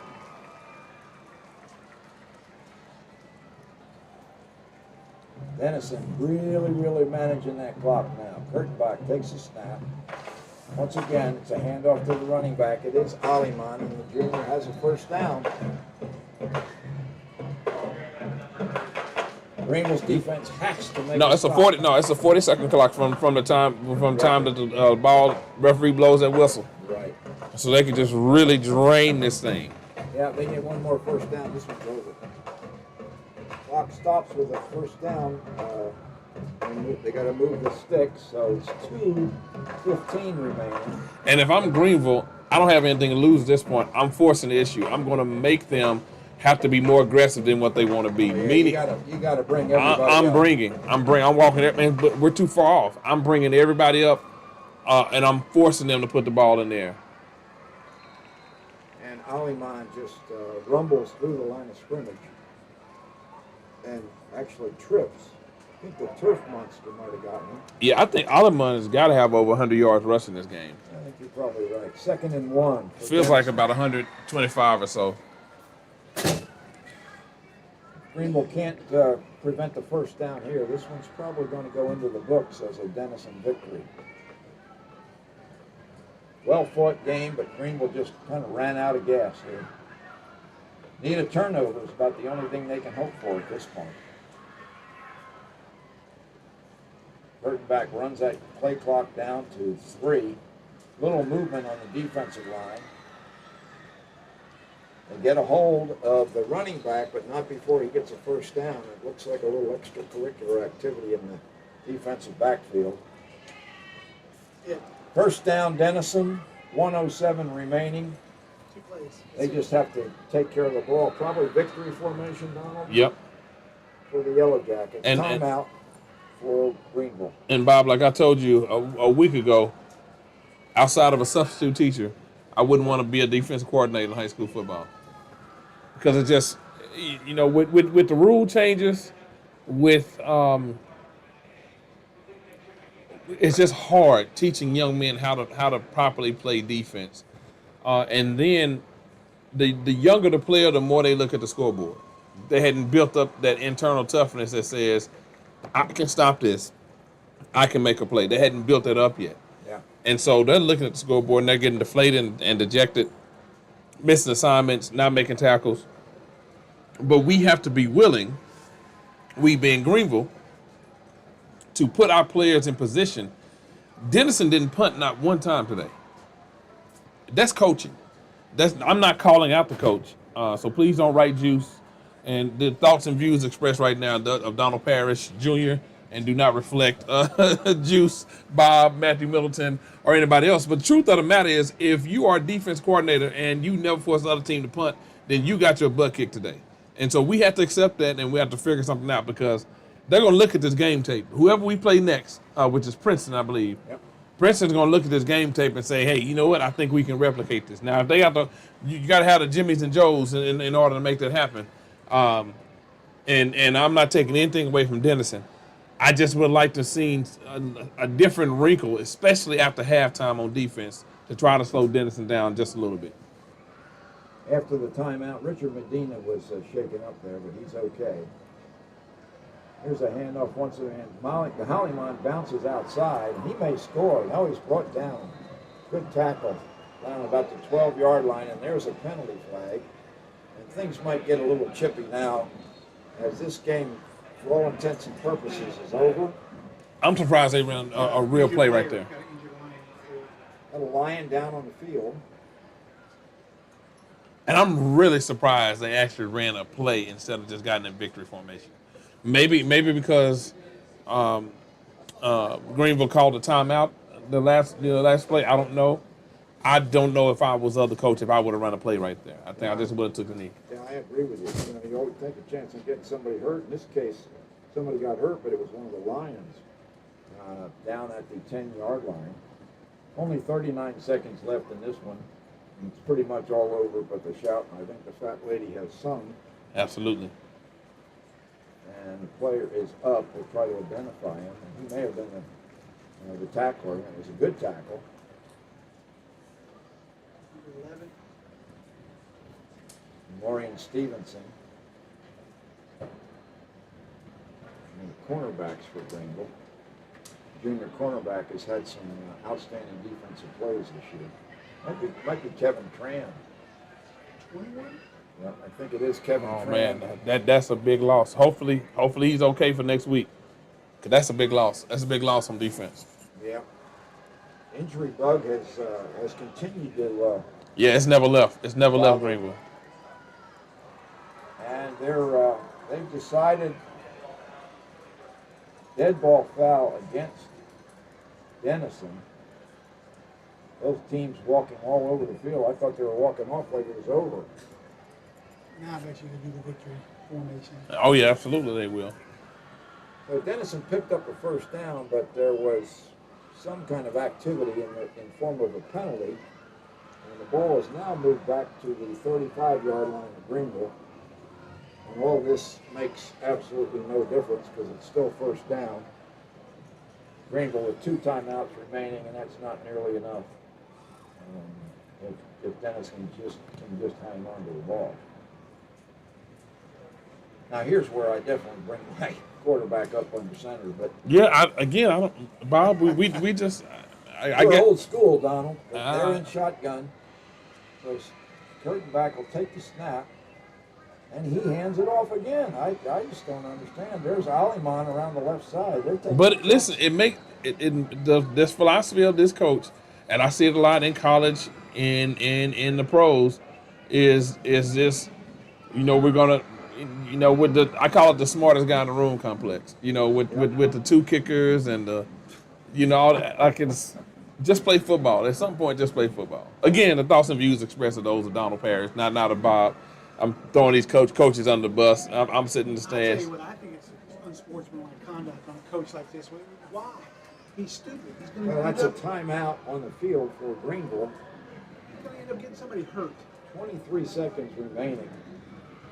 And it's a rivalry. That's all it is. He doesn't want to just barely beat Greenville. He wants to beat Greenville by at least two scores. Well, this is a tough one for the Greenville Lions here at the district home opener. Looks like maybe finally Denison's going to go into the victory formation. Man, it wouldn't surprise me if this was a fake kneel and pass the end zone. Wouldn't shock me not one bit. Ty Kirkbride, the receiver, and there it is. There's the knee by Kirkenbach. And this one's in the books. Denison's Yellowjackets come into Greenville and steal a victory, 34-27 over the Greenville Lions. And Timeout. now Coach Duke is he's having his I don't know. I guess he's not happy with the Greenville coach or the Denison coaches running the ball so much. So he's decided to just prolong the agony with calling his last two timeouts. Absolutely no reason to do that, in my opinion. However, it's his prerogative. He's got the timeouts. He can call them whenever he wants. Well, I think that was it. That was the last one.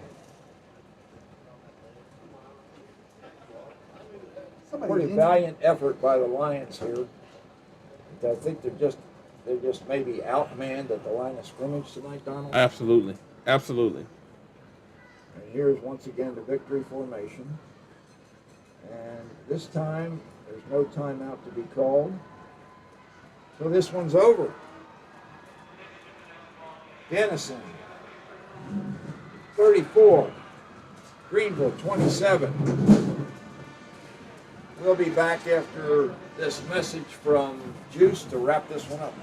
Conserving energy is important to us here at GEUS. We even pay rebates when you buy energy-efficient appliances. Your conservation helps all GEUS customers. In the future, we will need to build new electric generators, and this can be expensive. And with our population growing, we will need that power. That's why we give rebates for Energy Star appliances. So think about replacing your bulbs with super efficient LED bulbs or adding insulation to your attic. Together, we can help all GEUS customers by doing our part. Check out our rebates online, and remember, GEUS is always ready to serve and assist you in any way we can. Okay, pretty entertaining game, but unfortunately the Lions come out 7 points short. Denison's Yellowjackets go to 3-1 and 1-0 in district with a 34-27 victory over Greenville's Lions. Lions fall to 1-3 for the season, 0-1 in district. And next week we'll be traveling to Princeton. Donald's going to meet us over there at the stadium. It'll be my first visit to that field. Looking forward to it. Princeton was a loser tonight to Mesquite Poteet by a score of 14-10. So Princeton's record is also going to be 1-3. Other scores around the district: Melissa final 50-20 over 50-22 over Crandall, and Lovejoy 45-7 over Terrell. So for Donald Parrish and Matthew Middleton, I'm Bob Muty saying good night, everybody. God bless you and have a good weekend.